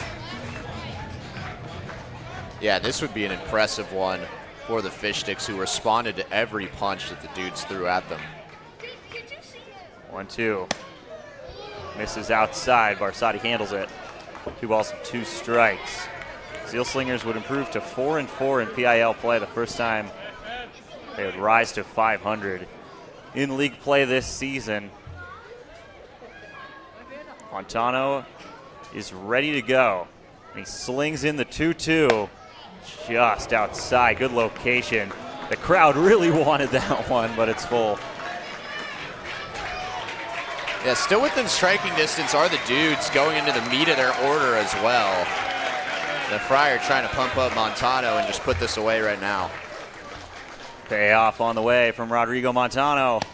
Misses out, gets by Barsati, and Unai finally reaches base in this one and keeps the Dudes alive with a walk. Yeah, now Teo Perala, who's more than capable of putting one over the fence, is coming up to the plate, and then Indy Anderson right behind him could become the potential game-tying run. So not completely out of the woods yet is Montano, but he has to just have a quick memory and get this guy at the plate. Teo Perala already put a mark on this game with a base hit that brought in a run. Back in the 7th as Montano starts him out with a strike. That base hit gave the Dudes a 4-3 lead, and the Slingers took a 5-4 lead in the bottom of the 7th. And the Dudes responded back with a 5-5 tie in the top of the 8th. Then Peyton Barsati, who catches a ball from Montano, launched a 3-run homer to give the Slingers an 8-5 lead here in the 9th. 1 ball, 1 strike. Montano makes Perala miss, and he's 1 strike away again. Yeah, Perala way out in front of that off-speed. Nice looking pitch from Montano. This is going to be a tough crowd. one. An active crowd here at the Friar. They want to see Montano finish this off with a K. 1-2 to Perala. Grounded over to Kung. Throw across the diamond into Bartholome's mitt. And the DubSea Sealslingers. 3 runs in the 8th off the bat of Peyton Barsati. And the Slingers put this one away. It's an 8-5 win on Sunday. Yeah, nice throw by Noah Kung to finally end it for Montano, who comes in and shuts down the most dangerous part of the order for the Dudes. So 2 in a row and 3 in a row now for the Fish Sticks after a 7-1 win for the Studs on Friday, and then 10-5 win over the Dudes yesterday, followed up by an 8-5 victory today, and they're starting to heat up here as we head into the meat of the summer schedule. And it's great to see Coach Kirby sent off for the summer with a win. We wish him the best down in paradise. With the Volcanoes at the University of Hawaii Hilo. And the stick of the game today, I don't feel like this is a question. No, it's going to Peyton Barsati. Had a RBI double that kind of went off the glove of Gabe Pham in center field. And then, of course, the big one out there in the bottom of the 8th. He just hits a towering 3-run home run to break the tie and give the Sticks the lead in the 8th inning. He's our stick of the game. A fun one on Father's Day as we take a look at the upcoming schedule for the Fish Sticks, who will make their return next week. $3 Thursday on the 25th against this very same Redmond Dudes team. First pitch at 6:35.